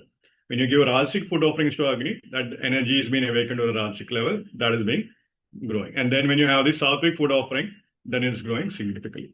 Now and this was of course the Agnihotra, the normal, which I think Dr. Pai mentioned last time, and you also was mentioning, like when you do, a lot of people do Agnihotra, they'll give cow dung, which is a tamasic food offering, then they'll give rice, which is a rajasic food offering, then they'll finally give ghee, which is a sattvic food offering. So 3 gunas is being captured, so people who do that kind of thing and going on. However, the problem that happens is that if your ancestors were not used to this particular thing, if you do not come from a family lineage which is capable of handling the Agni, most of the time your Agni is going to be lower than that, which is the usual thing. So a lot of burning up you'll have to do. So you'll have to watch out. So quite often in these kind of cases, they are really encouraged to balance. In Tantric Sampradaya, they encourage you to balance the Agni, in Purusharna kind of thing, what they encourage to do is that do a lot of mantras first, then do the thing, and then do the ahutis and so forth is actually called out. And then there is a Abhishek also, it's called. There's a proportion thing. They do more, make you do more mantras with the fire offerings, and then you do the water offerings, and then finally you do the Brahman Bhojan kind of thing, is the logic. So that is designed so that, because if you have a lot of karmas, if you get into fire thing directly, a lot more karmas can get burnt out. So that's the other side of that one, which I thought was very fascinating. So sometimes if your ancestors are not used to that energy, So sometimes it can be challenging also. So that aspect is there.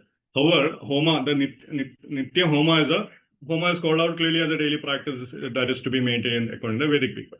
But at least minimum, if you're doing a homam on once a year, twice a year, and all, a lot of problems can be sorted out no matter what. But at least, or even be participant of something we're doing, because spiritually that Agni will rise. And if you're not handling, if your lifestyle is not matching to the Agni and all, it can really create problems also. That is also the other side of it. So working with fire comes with fire actually, you know. So famously the Nad yogis would actually have a fire outside the guhas where they're sleeping and all that, right? So that was very 100% that's the thing. And the other aspect is that Agni is also very much alive, which is something which is a very important point. Agni is a living thing. Agni is a living being. In fact, the power of Agni is so strong. The concept of Agni Sakshi was also called out. The Agni is witness to your prayers kind of thing is called out. So anytime when you're doing prayers, when you do it in the presence of fire, supposed to be extremely strong. People with Krittika Nakshatra, when they say a genuine prayer with the presence of fire, the prayers will usually get fulfilled. If you make spell work, candle magic and all that, fire and magic and all that, definitely the spell casting works actually very heavily. Specialized candles are there to do all kinds of things. So whatever, right? As you mentioned, to seduce a boyfriend and all that, bring your boyfriend up power, or to attract wealth and money and all that. All that is there. But you can do all that. That kind of thing is very much there. So that candle magic is the Agni thing, which is kind of enhancing that fire, enhancing that principle. It's a normal energetic principle. Once you understand it, you can utilize it however you see. So similar, that's one. Now the other thing which I thought was very fascinating was that in simpler kind of astrology, like you have the Shankha Jyotisha and all. Shankha Jyotisha is when you turn a Shankha, you turn a conch shell and determine which of the 12 Rashi the Shankha is pointing to, and based on that you'll make a prediction. Now this is not the Kauri shell astrology in which they do this, but in Shankha Jyotisha and all, they actually say that the Taurus Rashi, the 12th second division, is usually linked with the gods of Subramanya, Kartikeya. Then they call it Yogishwara. Yogishwara is someone who, a sadhu, a saint, an ancestor who meditated upon the deity and became like Ishwara Sama, a yogi who became like an Ishwara. So someone who has attained enlightenment. This thing, and then there's another word called as Madan. Madan is basically like a mountain devata, is called out for Taurus actually. It's kind of interesting because Taurus, Kritika is also linked with forests because moon is getting exalted there. The Sharavana, the reed forest and all that was mentioned. So sometimes temples in mountain regions or even forest regions could purify this karma much more strongly as well. So different energies, different temples by the ocean will have different energy. Temples by the cities will have different energy. Temples by the mountains will have different energy. Temples by the forest and even farmlands will have different energy. So here you have to go to the temples by the forest, temples in the middle of the forest to sort out the issues. That can also be very good. Interestingly, what I thought was interesting was that in Aries sign, they actually link the gods linked with Guru, your Guru energy, and Surya is called out, which makes sense. Sun is getting exalted in Aries, so Surya as a Devata can help you in calming that energy down. And the Algol thing is also very fascinating because Algol is considered to be in the Arabian astrology, as you mentioned, most poisonous people usually are create lots of issues, lot of problems. That day is not easy. All that kind of thing is clearly called out in Algol. But if you look at the Algol constellation, right, a very interesting thing is called out. Apparently, it's linked with the Perseus constellation. Perseus is holding Algol on one end. And on the other end, he's having a sword, and his sword is a concept. Now, the Algol is famously linked with the head of Medusa. Actually, the head of Medusa is basically like whom Perseus, again, the famous head, which would make everything into stone. Which are the person, that Medusa was that Greek character. I forget the full history, but that's the thing. Everyone knows Medusa. That's everyone is familiar with Medusa, at least someone who had head filled with snakes. And then when she would look at anyone, they would be turned into statue. So Perseus famously had to use a shield to reflect the thing and look at Medusa indirectly through the shield and cut her head off like that. Now the interesting thing is that the story is very fascinating to the point where there are some occult traditions where they encourage, if you meditate upon alcohol, you will get the poison kind of thing. But if you meditate upon the sword of the precious thing in the sky, you can get the solution kind of thing as well. So this is where you are meditating directly upon the stars, directly upon the constellation. One, you understand the problematic side of stars. Other, you are seeing the solution side of stars as well. This is a very fascinating thing because it's came across this information which I thought was very fascinating. Now, the final thing I want to talk about is something, it's a slightly longer topic, but very relevant though, is weapons actually. Weapon is a big deal. Now, it's a huge deal. We Dr. Pai appropriately in Kritika Nakshatra, which is having a sword as a symbol, he talked about Asi, the Asi that was handed down to, which will eventually be handed down to Ashwatthama and all that, which is being currently held by Kripacharya according to the scriptures at least. So that's a very interesting thing. So the Asi thing, the sword thing is so fascinating because literally I attended an event in a temple where a sword was donated actually. Like I'm like, the sword is very fascinating right now. So normally donation of a sword is considered to be a very direct way to ensure protection from a Devata. Now you have given the weapon for the Devata to fight. This is the easiest thing. Many traditions do this. Sikh tradition, for instance, they donate swords and shields very regularly to their gurudwaras. Very fast, very normal thing for them. In many temples of warrior deities, a goddess who's holding a sword, donating a sword to a deity is considered to be a great starting point. You are given now the deity the permission to protect your family, for lack of a better word. You have made a transaction of the sword. Now the deity can come and protect you. And this can be a real thing. Now, in some cases, you can do that to the closest temple where you're at. In other cases, of course, you can donate to a sword during festival time. Many people have done that also. Temples were many Kaula temples with a lot of shamans where the goddess comes in and a human being and you can talk with the goddess and all that. It's a normal practice to donate a sword if you're going through a lot of issues kind of thing going on. And the sword is also fascinating, like the ultimate thing in Vastu Shastra, as far as Vastu Pujas and Vastu Tantra kind of thing is concerned, is that if your land is subject to so much evil forces, like if you have like you ghost attacking everything, it's like a genuine thing. People have started targeting you as a black magic thing, sending energy. There is no doubt about that. The final result that is concerned Vastu to protect your land is to do puja for a sword of a devata, and then that particular sword, a small miniature kind of sword, a silver thing, is basically put into the land of that into your homeland kind of thing, where your land is whichever land is getting needs protection. Now this land is considered to be, when that sword, the ritualistic sword, the sword upon which a lot of pujas and mantras are done, that particular small sword, miniature sword, is basically put into the earth where you want protection. That land, that plot of land is now considered to be goddess land owned by the goddess. You're technically owning in the land of the goddess at this point in time. So there are cases like this, which is also very rare. You have politicians and all that, a lot of political targets. Normal thing in India, you hire black magicians to target and all that. This kind of thing this practice is done by certain tantrics to protect your home. And because if it's considered to be like a problem. So this sword is a very big deal. There's a lot of rituals that can be done, a lot more things that can be done here. Now, the other thing is with the sword is that in Kerala and all that, you find this this particular thing during festival time. There is a procession of a sword that might happen from one temple to another temple. So usually what happens is that or in some cases, the sword is given independent procession also. Like a lot of Kali temples, the sword of the goddess is usually, the procession begins at nighttime and all, 12 a.m. and all that. They'll literally bring out the sword, and that sword is literally treated like a VIP, treated as a goddess being there. And then that particular energy is something you see going. That sword is put on the elephant top, and an elephant is basically going around in a procession thing and all that. A lot of it's you're greeting the sword, you're welcoming the sword with a lot of flowers and fire and all that and so forth and all. It's a fairly normal thing in Kerala, which you begin to see. Procession of a sword, as I said. Now, in some cases, because goddess Kali is considered to be the child of Shiva, that is the form of Kali that is being worshipped. So the procession of the sword will begin. A Shiva temple will begin the sword.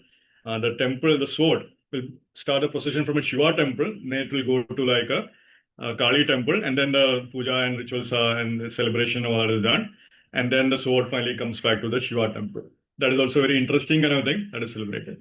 Of course, that temple used to be the famous in Kerala, Calicut, my city, the famous Valanadu temple, the temple that used to be the royal family temple, the family that was kind of ruling Kerala for a really long time, like 1,100 years kind of thing. And before the Britishers came, because they had their own wars and so forth and all that, that particular goddess is having this particular thing, which made very interesting when you mentioned the sword. Because then, of course, now there are two things that is happening here. You're ritualistic, you're energetically linking this one temple to the other temple by medium of a sword, which is very fascinating thing. So sometimes one family might send someone else as a member, as a sword, to other family for protection. Exactly same energy dynamics you are seeing through the sword. But Kritika Nakshatra native might find themselves being that, because moon is getting exalted portion, Taurus as a Lagna, moon is the third lord. you might have to travel, you might have to go to another family kind of thing just to communicate, or you might have to do some family deeds like that. And this is a uniquely Kritika thing. So again, so I mentioned a Devata thing like that, so that the same thing will be reflected in the human world in our terms of Buloka, human karma also, which is also very interesting. Now the third thing, what is fascinating, I mentioned the samurai also. Now what the samurai would do is that, and this is where the samurai, of course, had their own sword and all that. Samurai would basically reflect the energy of the sunlight from their sword. They would basically capture specifically the rays of the rising sun would be reflected off the sword, and they would be absorbing that energy from the sword.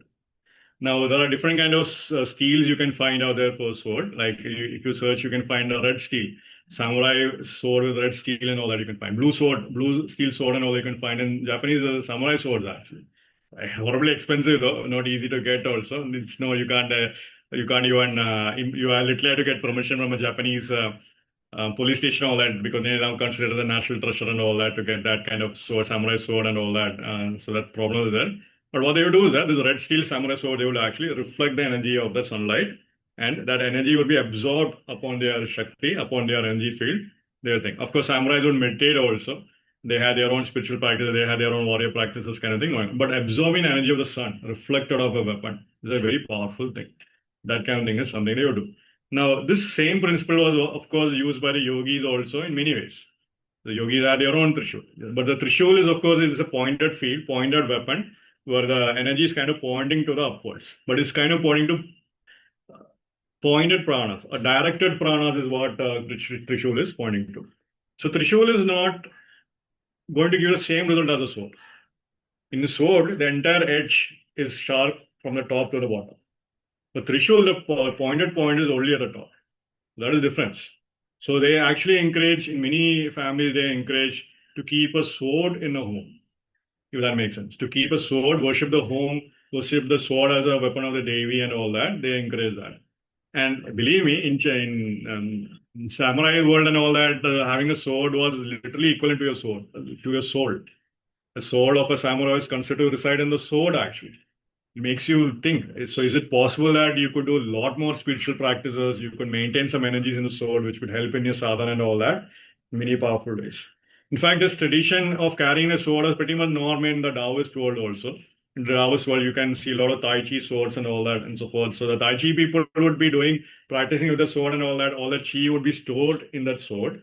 And anytime they wanted help, they would be meditating upon the sword. Immediately that Shakti that was stored in the sword would be actually coming back into your system very quickly. So it was a very powerful thing.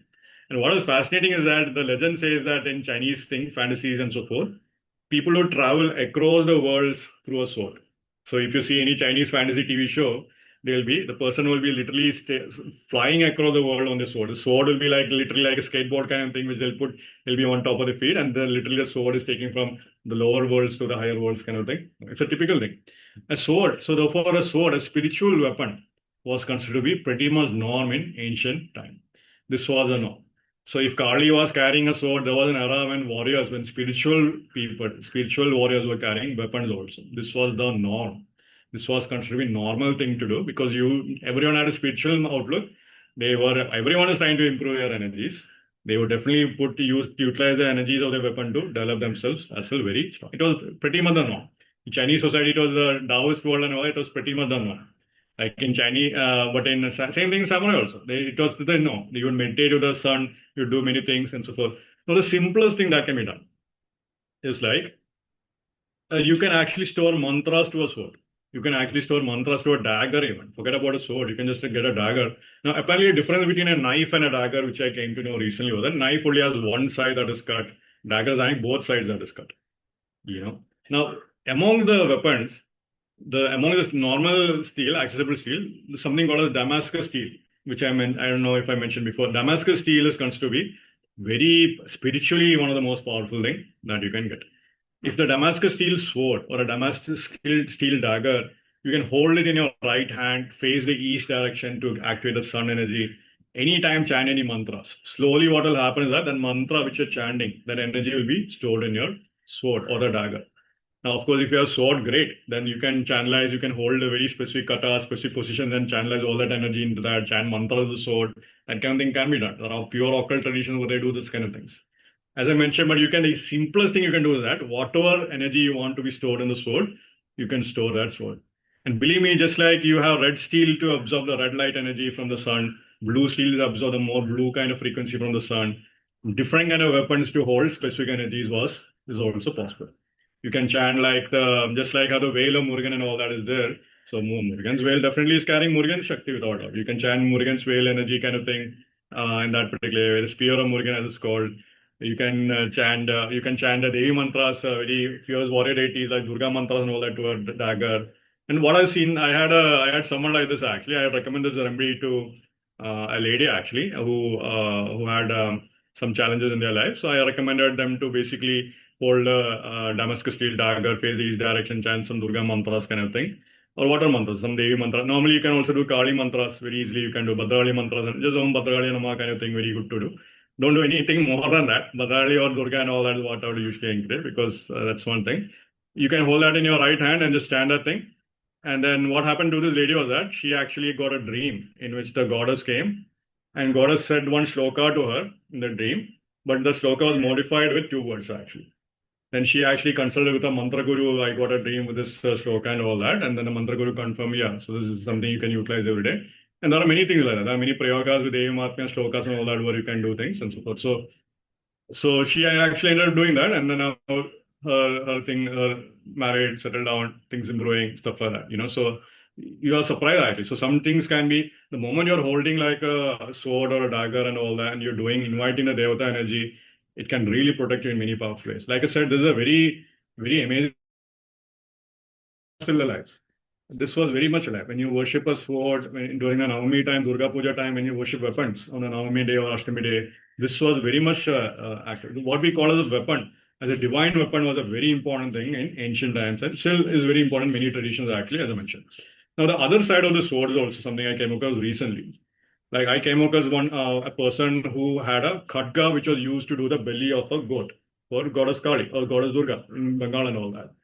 Now, for 3-4 years, that khadga has not been given blood because some argument happened between the colony people who were doing it, and then normal human drama happened. So, because this, now the people who were originally using that family's khadga kind of thing, now they ended up getting their own khadga and using. This khadga has not tasted blood. 3 years, this particular person is actually facing problems. So this is also a real problem. This kind of situation also is something to watch. If you started some practice, you did not give anything, then it's a real problem also. So I have to encourage the native you have to do your own thing, really, actually. There is no other solution. The khadga is there in your home, has drunk blood. So this is also a problem with some swords, by the way. This is a real problem. If at all you pick up an antique weapon, be very cautious. If it has drunk blood, you think it as a historical artifact or looks cool, all that Victorian era. But if it has killed many people, had human blood and all that, you have to be very, very cautious, because many times there are cases where some antique weapons are just picked up by the person. Literally, they start firing and all that can actually happen. So those kind of things are also one more big thing, as I mentioned. And as I mentioned, one of the great things to do is to actually donate a sword to any Devata. In my opinion, when you donate a talwar or a sword to any Devi temple that is out there, you are increasing the Martian field in that particular Devata energy space actually. Now the Devata can protect the land more. That's the thing. If you donate a veil to a Murugan temple, definitely Murugan's veil, Martian energy is increasing the temple energy field. Definitely the more protection will be happening in that land. And this is the norm. Gurudwaras and all that, definitely people donate a lot of talwars and a lot of shields. The Guru energy is so much there in Gurudwara. So the people who are actually having that Martian energy, they'll get the protection of that particular Guru kind of thing going on very strongly. So the donating of a weapon, a very, very powerful thing, as I mentioned. Now the other thing is that, and I think this is the final thing actually. So this weapon, as I mentioned, if you're chanting mantras facing the east direction, there's no time to it, but of course, east direction is ensuring the energy of the sun is kind of being captured. So what is interesting is that the sword, eventually the point of the sword also, point of weapon is very interesting. So in Kalari and all that, usually what they'll do is that initially they'll make you fight with sticks. Then you learn to fight with knives, actually, like a dagger kind of thing, you learn to fight.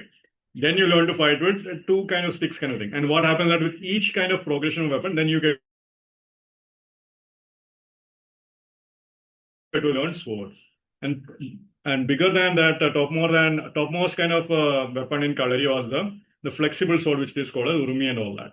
So what was happening is that in Kalari, in that kind of martial arts system, there was a progression of chakra that was happening also, along with each stage of weapon.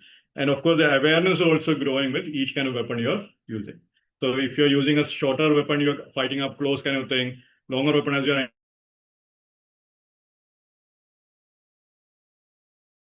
happening. Your energy field is also growing. Your awareness is also growing from that space. So the weapon progression also very interesting thing which has happened. Now, the other thing though is that in a weapon, just like how you can store mantras in a statue or mantras in a yantra or mantras in anything, like pujas can be done to kavach and all that, that kind of thing is done. You can also store mantras in a weapon. As I mentioned, that's the whole logic. That's why you, Damascus steel dagger you hold in your hand, you chant mantras to it. You can keep it in your home shrine itself to the right hand side, your left hand side or the right hand side of the devata. The weapon is placed there, and then slowly it will also protect you, kind of thing going on. Now, of course, the sword will, if you have a dagger, it might require regular maintenance. If it's catching rust and all that, once a year you'll have to visit the blacksmith and fix that up. That kind of thing is very important. So if at all, that's a normal thing also. Before festival time, all the swords in a temple is usually sent to a local blacksmith, and then usually that is taken care of. Now the thing though which I want to highlight was that just like the veil is pointing to the Kundalini Shakti, which Murugan's veil is pointing to a Shakti which is being awakened and channeled in the Sushumna Nadi. Even the Trishul is pointing to the Shakti which is awakened in the Sushumna Nadi and channelized all the way to the top, which is Shiva's weapon.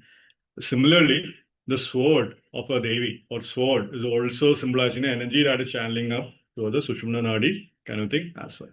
And therefore, this was a very powerful thing. Anytime you would actually hold the sword, this thing would also happen purely. So yogis were not carrying a trishul, or Shakta Upasakas were not carrying a trishul, just like that. They had pure yogic purpose behind that also, without doubt. And so this is a very important thing, which is now the final point which I want to make is that the spine energy is of course the Sushumna, Agni, Nadi and all that, definitely as CVG mentioned. Now in some sampradayas, they actually consider the sun as a graha to be linked with the spine and Shani as a graha to be linked with the skin, which is very fascinating. Sun is the closest place to the divinity kind of thing, the Atma kind of thing. Shani is the farthest place in your body away from the light of the Sushumna Nadi. And one of the easiest way to find control in yourself is if you can focus on the spine. At least if you're not doing Kriya, okay, fine, but at least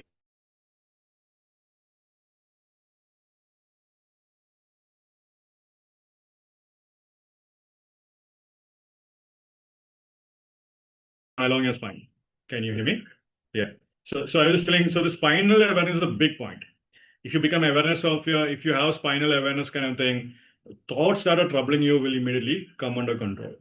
Breathing up and down along the spine is the easiest thing that can be done. Many people do that, right? Om Namah Shivaya and all that. They'll say Om is the top chakra. Om is also the Muladhara chakra. Namah Shivaya is the rest of the chakra. And do the circulation of Om Namah Shivaya and all that can be done. Very simple kind of practice actually. Like when you do that particular practice and all, that's pretty amazing actually. But simpler terms also I've seen, like even if you just breathe, be aware of the spine. People are saying, I'm always feeling depressed. I don't feel this thing. I'm feeling lost. Be aware of your spine. You'll be amazed to see how that immediately, just if you're taking a few moments of your day just to be aware of your spine, is literally giving you power. Literally, you're having that sun, that control factor coming in your life very easily. And that will slowly increase sun to the point where you're able to actually bring in that spiritual energy to all aspects of your life. That's the whole point of these things. Anyway, and it's a very easy thing. People are having sexual issues. People are feeling like they don't have control over their sexuality and all that. Spinal awareness will help. People who are having other problems like fear and all, anxiety and all that. Spinal awareness will help. It's a very, all the yogis and people who are on the yoga sampradaya, immediately they know this thing works. This is the foundation for yoga. No, it's a pretty normal thing. But for someone who has nothing going on, I've seen just doing that simple practice will also help. But I have no doubt that that is linked with many other aspects. That is directly linked with weapons also, which is a complete thing by itself. And that's a many thing. Even the shape of the weapons also gives you a lot of clues. So Goddess Kali is having the moon sword actually. Chandrahasa, the smiling moon sword. So which means the top portion is where her action is going to be strong. That energy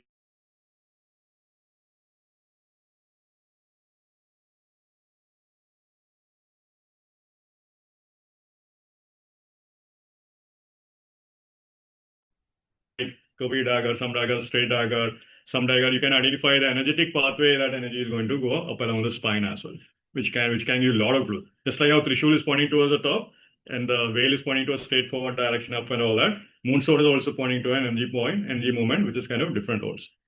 And so key thing is that all this is Agni, all this is Kritika, all this is sword. All this is kind of linked to that Shakti kind of thing, which is going on.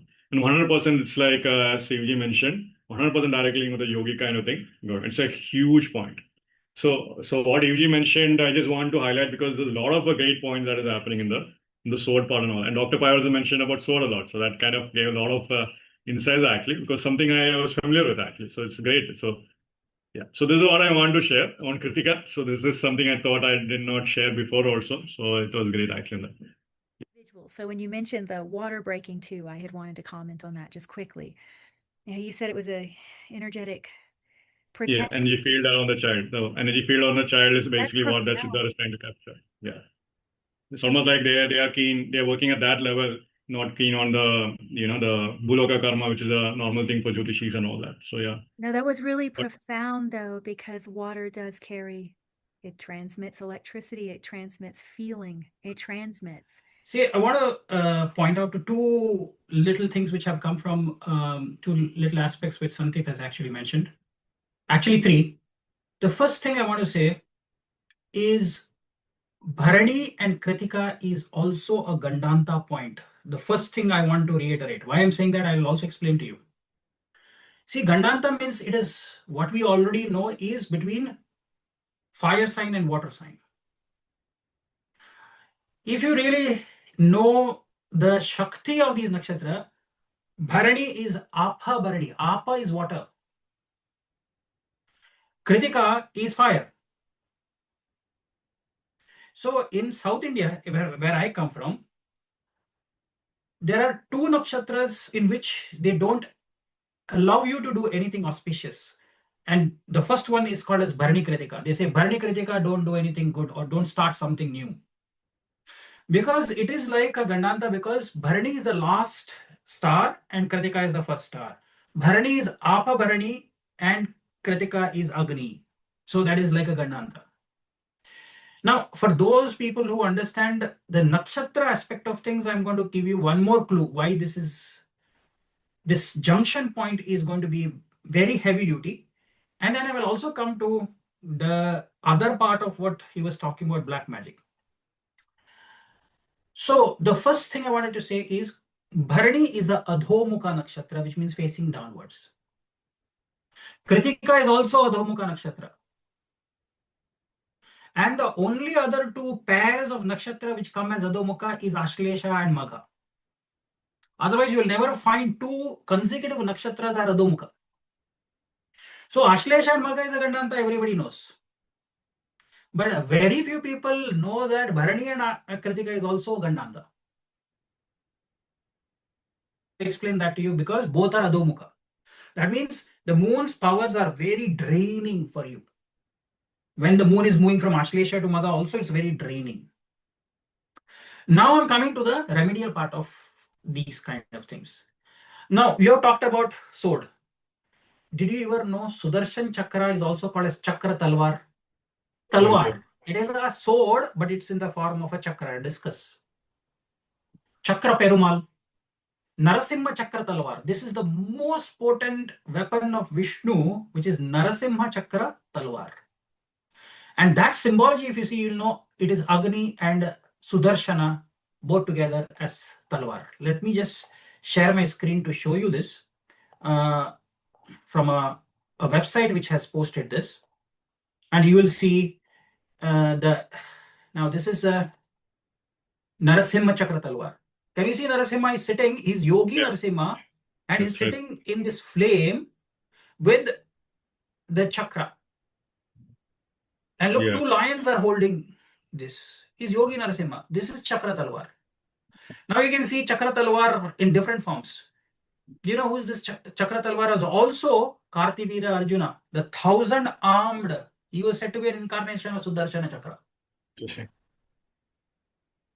Kartivira Arjuna, who Parashurama chopped off, each of his 1,000 arms were chopped off by Parashurama.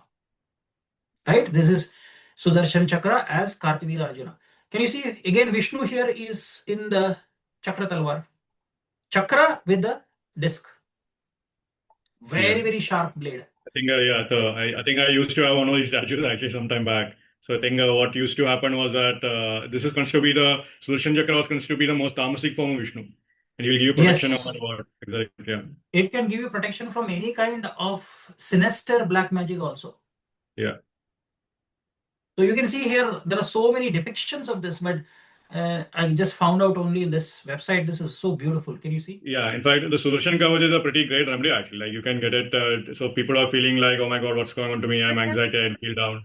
Yeah, for protection, you basically get a Sudarshan Kavach from some website, some pundit to make it for yourself. You wear it. People do it in silver, people do it in gold and all that. So all that is there. So doing that is great actually. If you have that thing, then if you wear a Kavach though, they do sometimes recommend recharge and all that. So sometimes they'll say, okay, it'll last for a year, or sometimes they'll say with gold and it'll last for 2, 3 years. Then you might have to do the same Sudarshan Puja again 5 years later, kind of thing, and all that. So I've seen that kind of thing going on as well. So that thing is there, but Sudarshan Kavach is a pretty powerful thing to protect actually. Sudarshan Kavach will protect you. It will create like a field around you, and around your space, if there's any negativity and all that, it will kind of absorb and make sure it is eliminated. So I remember attending one Sudarshan Havan like that, and then suddenly like the priest said, just open the door. And then the door was opened, and literally a cat came to the door. And then like the cat was just shoot off immediately. And then the priest basically explained after the thing and all that, when you do the Sudarshan thing, if there is any negative entity that is there in that space kind of thing, it will be drawn to the Havan fire actually. And the cat, and this cat was apparently lying around one mango tree and all that in this particular land.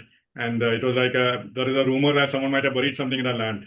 So that energy, that black magic thing was hooked onto the cat, rode on the cat, and when the fire was going on, it just pulled that cat in, and then from the cat which came to the door, when the door was open, that energy got pulled into the fire. That's the thing. And then it was finally sent to the lower lokas is what basically what apparently happened. So like it was interesting because I saw that, right? So I saw the cat rarely comes to the door also, it usually walks past the door and all that. So that kind of thing. So sometimes Sudarshan Homa is very powerful, but Sudarshan Kavach is also very powerful like that. So it's a great thing. So this weapon related Homa, right? Again, KRITTika's Agni, KRITTika's weapon also. Those kind of things can be a very good thing also in that regard. Very fascinating, as you talked about. Yeah. It's fascinating. Yeah, it's very interesting timing too, because I had just written the beginner's class I'll be doing that. I was like, I really think people need to steer away from the tamasic forms of Jyotish. So I kind of want to marry this right now to explain something. It is not that protection against these things should not be practiced or taught. Jyotishis need to increasingly be careful, however, because I've heard a lot of readings where someone just randomly says, oh, this person was an enemy. Oh, this person was they put bad energy on you. They do that. Guys, you cannot practice that kind of Jyotish. You don't, unless you really know. Okay, that is really destructive. Taking away people's peace of mind is very bad news, especially if you're functioning with half knowledge. So like most people don't even know the karakas of the 8th house, the karakas of the 6th house, the karakas of the 12th house. So as soon as they see those, it's always something that's very negative. It takes away the person's peace of mind. And that is actually participating in pop karma. So for Jyotishis, the reason I don't like to talk about black magic, actually in this environment, it's the right place. In a reading, when we just look at something, someone put black magic on you, that is really... You have no idea what may be happening there if you are not 100% certain. Functioning with half knowledge is like a monkey with a razor blade. So speaking of Kritika, half knowledge is actually more destructive sometimes than no knowledge. And this Kritika topic, I've just been listening to you guys going, oh, this is such interesting timing, because I just told that class I will not be engaging. If someone comes to me and say, will you look at my chart? Is this person bad? I will not do that. You need to handle your problems. You might have had a simple disagreement, and then it's all, or someone might have done something you misunderstood. What cannot be handled by logic, then you handle it another way. If it can be handled through logic and you skip that step because you don't want to be careful, or you don't want to be humble to admit, you know what, the 8th house is showing up. It has 10 different karakas. Why are we choosing the most tamasic? So that kind of thing, I think in this Kritika video, and really what we speak, the mouth, I really want to say both sides are very needed. The proper explaining of black magic and all of these things and the protection from it, because it does exist. It's not that it doesn't exist. I mean, Santipji, I've seen these similar kind of things, because those kind of animals will, they actually see things. They don't Right. really judge it. So those things will follow them. That hints like you feed a dog at a funeral, like a Parsi, or the Parsis will feed dogs bread because they see the bhoot. No. Yeah, Okay. they have that vision, and it takes the impressions of that astral body. So like a cat or a dog or something showing up at one of those places, just like you'll see in mandirs, like you'll Yeah. see like a Bhairav puja going on, and all of a sudden a dog comes. Yeah, that's right. Yeah. You'll see this. It is a real thing. It's not that it's not real. It's that I don't know if Jyotishis are qualified enough to do this right now, because people watch a few videos, give readings, and scare people. Like, or Yeah. turn Especially people's scaring peace people, of right? mind upside down. Yeah. Yeah, like they fuel something that really we need to be. So it's that Kritika thing. We need to be our own critics.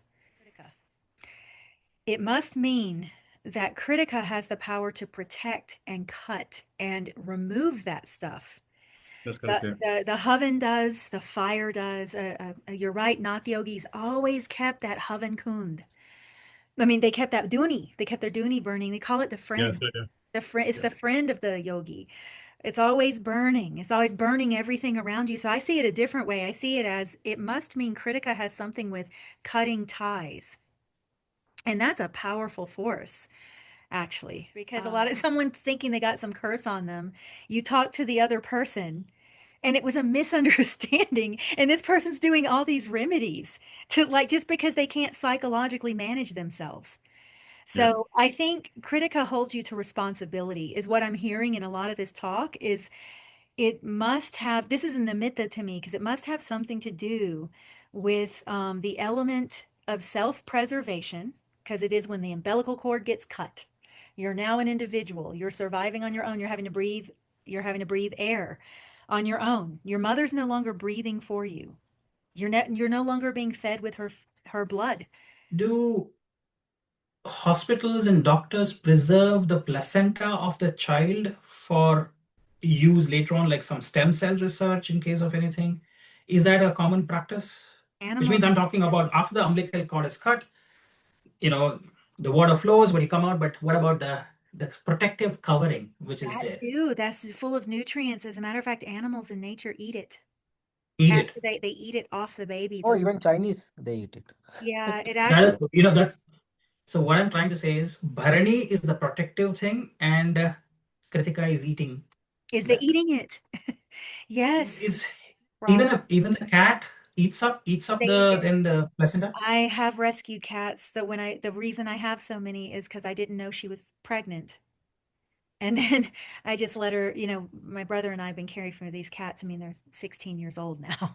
I've got an ICU unit, old cats. But when she had her babies, yes, she ate every bit of it. It's nature. If you spend time in the woods, if you spend in the jungle or in the forest, animals eat all kinds of things. They're like, this world is driven by hunger. Everything is food. Everything is food. If we're truthful, which is where we get to the Shiva Trimurti portion. Okay, this is a Shiva Trimurti Nakshatra. Shiva Trimurti is about truth. Truth is truth whether we like it or not. The truth of birth. The truth of birth is very violent. It's very, the mother and the child could die. In the old days, they used to be at real risk of that. The mother was very vulnerable after having the child. I mean, the whole thing is a sacrifice. And so there's almost a lack of realism that's invaded our minds. And instead of choosing the things that are more true and simple, a lot of times we're complicating things by projected negativity, projected fears, projection on others. We look at a person, we think they're a certain way. We're not using our discernment, we're not using our inner light to see something as it is. And that is a sword. So nature is what it is, whether we like it or not. It also makes me wonder, E.g., this whole concept of Jyotish, which has a Savya concept and Apasavya, which means moving forward for odd signs and moving backwards for the even sign. Yeah. So if Kritika Nakshatra, when it is first pada, you move till you move forward. But when you go to the second pada, you move backwards. Very interesting. So why am I asking this question is something that is a thought-provoking thing. Does a mother give birth to a child or a child gives birth to a mother? Because before that, she's just a woman. But is the woman pushing the child out, or is the child pushing the mother and coming out? It's just a perception that you're seeing. Which side are you seeing? So if the child is pushing the woman, as soon as the child comes out, she's called a mother.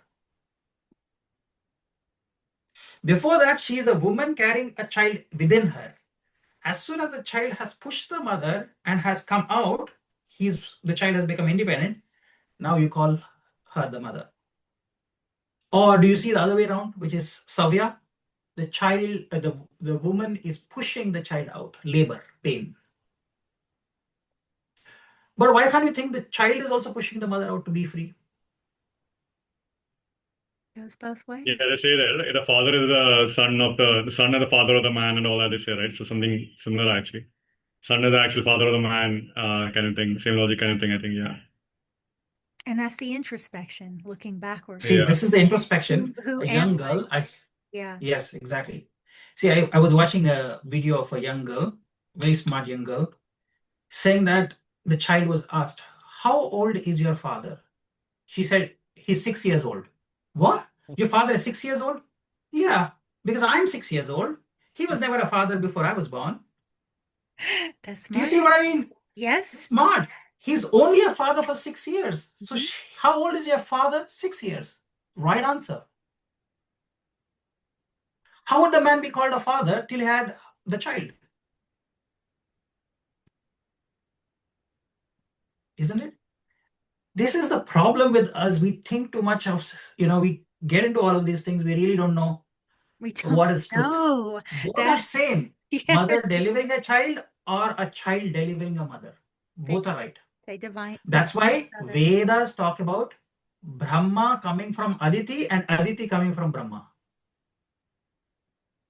Isn't it? That's the dichotomy we have seen. Yeah, They say right. Brahma is the son of Aditi.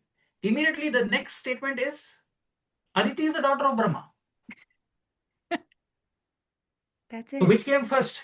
Did death come first for rebirth to happen? Or you lived first to die and to have again another rebirth? Or does death exist? Exactly. Is it a dream? We don't know. This is Is it a dream? Is it a dream? Yeah, we don't. This is the kind of thing. Kritika has been a Jnani Nakshatra. This has been this conversation. And look, Laddu Baba's just sitting, he's listening and looking at something. I'm looking my galaxies and looking at the light. Okay. Nah, I'm fine, man. I mentioned too many things. But I would say Kritika is also for transportation, man. We did not, I mean, I don't know whether that topic came. Kritika is Like for transportation, no? transportation too, because for example, you see, what is Agni doing? Transporting materials from this loka to the other loka. True, yeah. What is Moon also Kritika? exalts there. The Interesting. Moon portal, also the transportation. portal thing. Yeah, Yeah, and portal what thing. is Yeah. the Pleiades, Subaru. Have you heard the Right. car? So yeah, Yes. Subaru, yeah, the car has Pleiades and the Yeah, constellation. Okay. Subaru is got Yeah. 6 stars. It's named after It's named after Pleiades constellation. Pleiades. Correct. And they're really reliable cars. Yeah. Japanese car. I think in Japanese Kritika Nakshatra is called Subaru. Subaru, yes, Yeah. that's correct. And what is in Kritika right now? What is transiting in Kritika, I think Venus in Kritika right now, yeah. I don't know about It Venus. just left. It went into Rohini and Surya went into Bharani, so Kritika's hemmed. No, where is Jupiter? Jupiter is in Punarvasu. Yeah. Jupiter's in Punarvasu. He's in a So Jupiter. Jupiter, Uranus is in Kritika. No, Right she's talking about Venus and Sun. No, Kritika's Hemming. hemmed, guys. Hemming, Kritika's Kritika is hemming, yeah. hemmed. Okay. Yes, Right, yeah. Surya and Shukra are hemming Yeah. Kritika, the two Yeah. boards. Yeah. And Uranus is transiting through Kritika right now. Uranus is another scientific, so many launches and all I see nowadays. Artemis? Yeah. Moon is in Uttar Falguni right now, trining Kritika as well. So Surya Nakshatra. Again, Surya Yeah. Nakshatra. Surya Nakshatra. Oh, yeah. Yeah, but guys, I was going to say I have a lot of abnormal responsibilities the last few weeks, just a bunch of things. So if I am not able to edit this video the same seems way, like that is the universe way of like bringing some more information actually. So I it seems like exited with Kritika. yeah. Now she's asked to fulfill back again. So we'll wait until she brings the Rohini thing again. So we might be doing the Rohini video next time at some point in time. Okay, great. Thank you, everyone. Okay, thank you. Namaste. Thanks.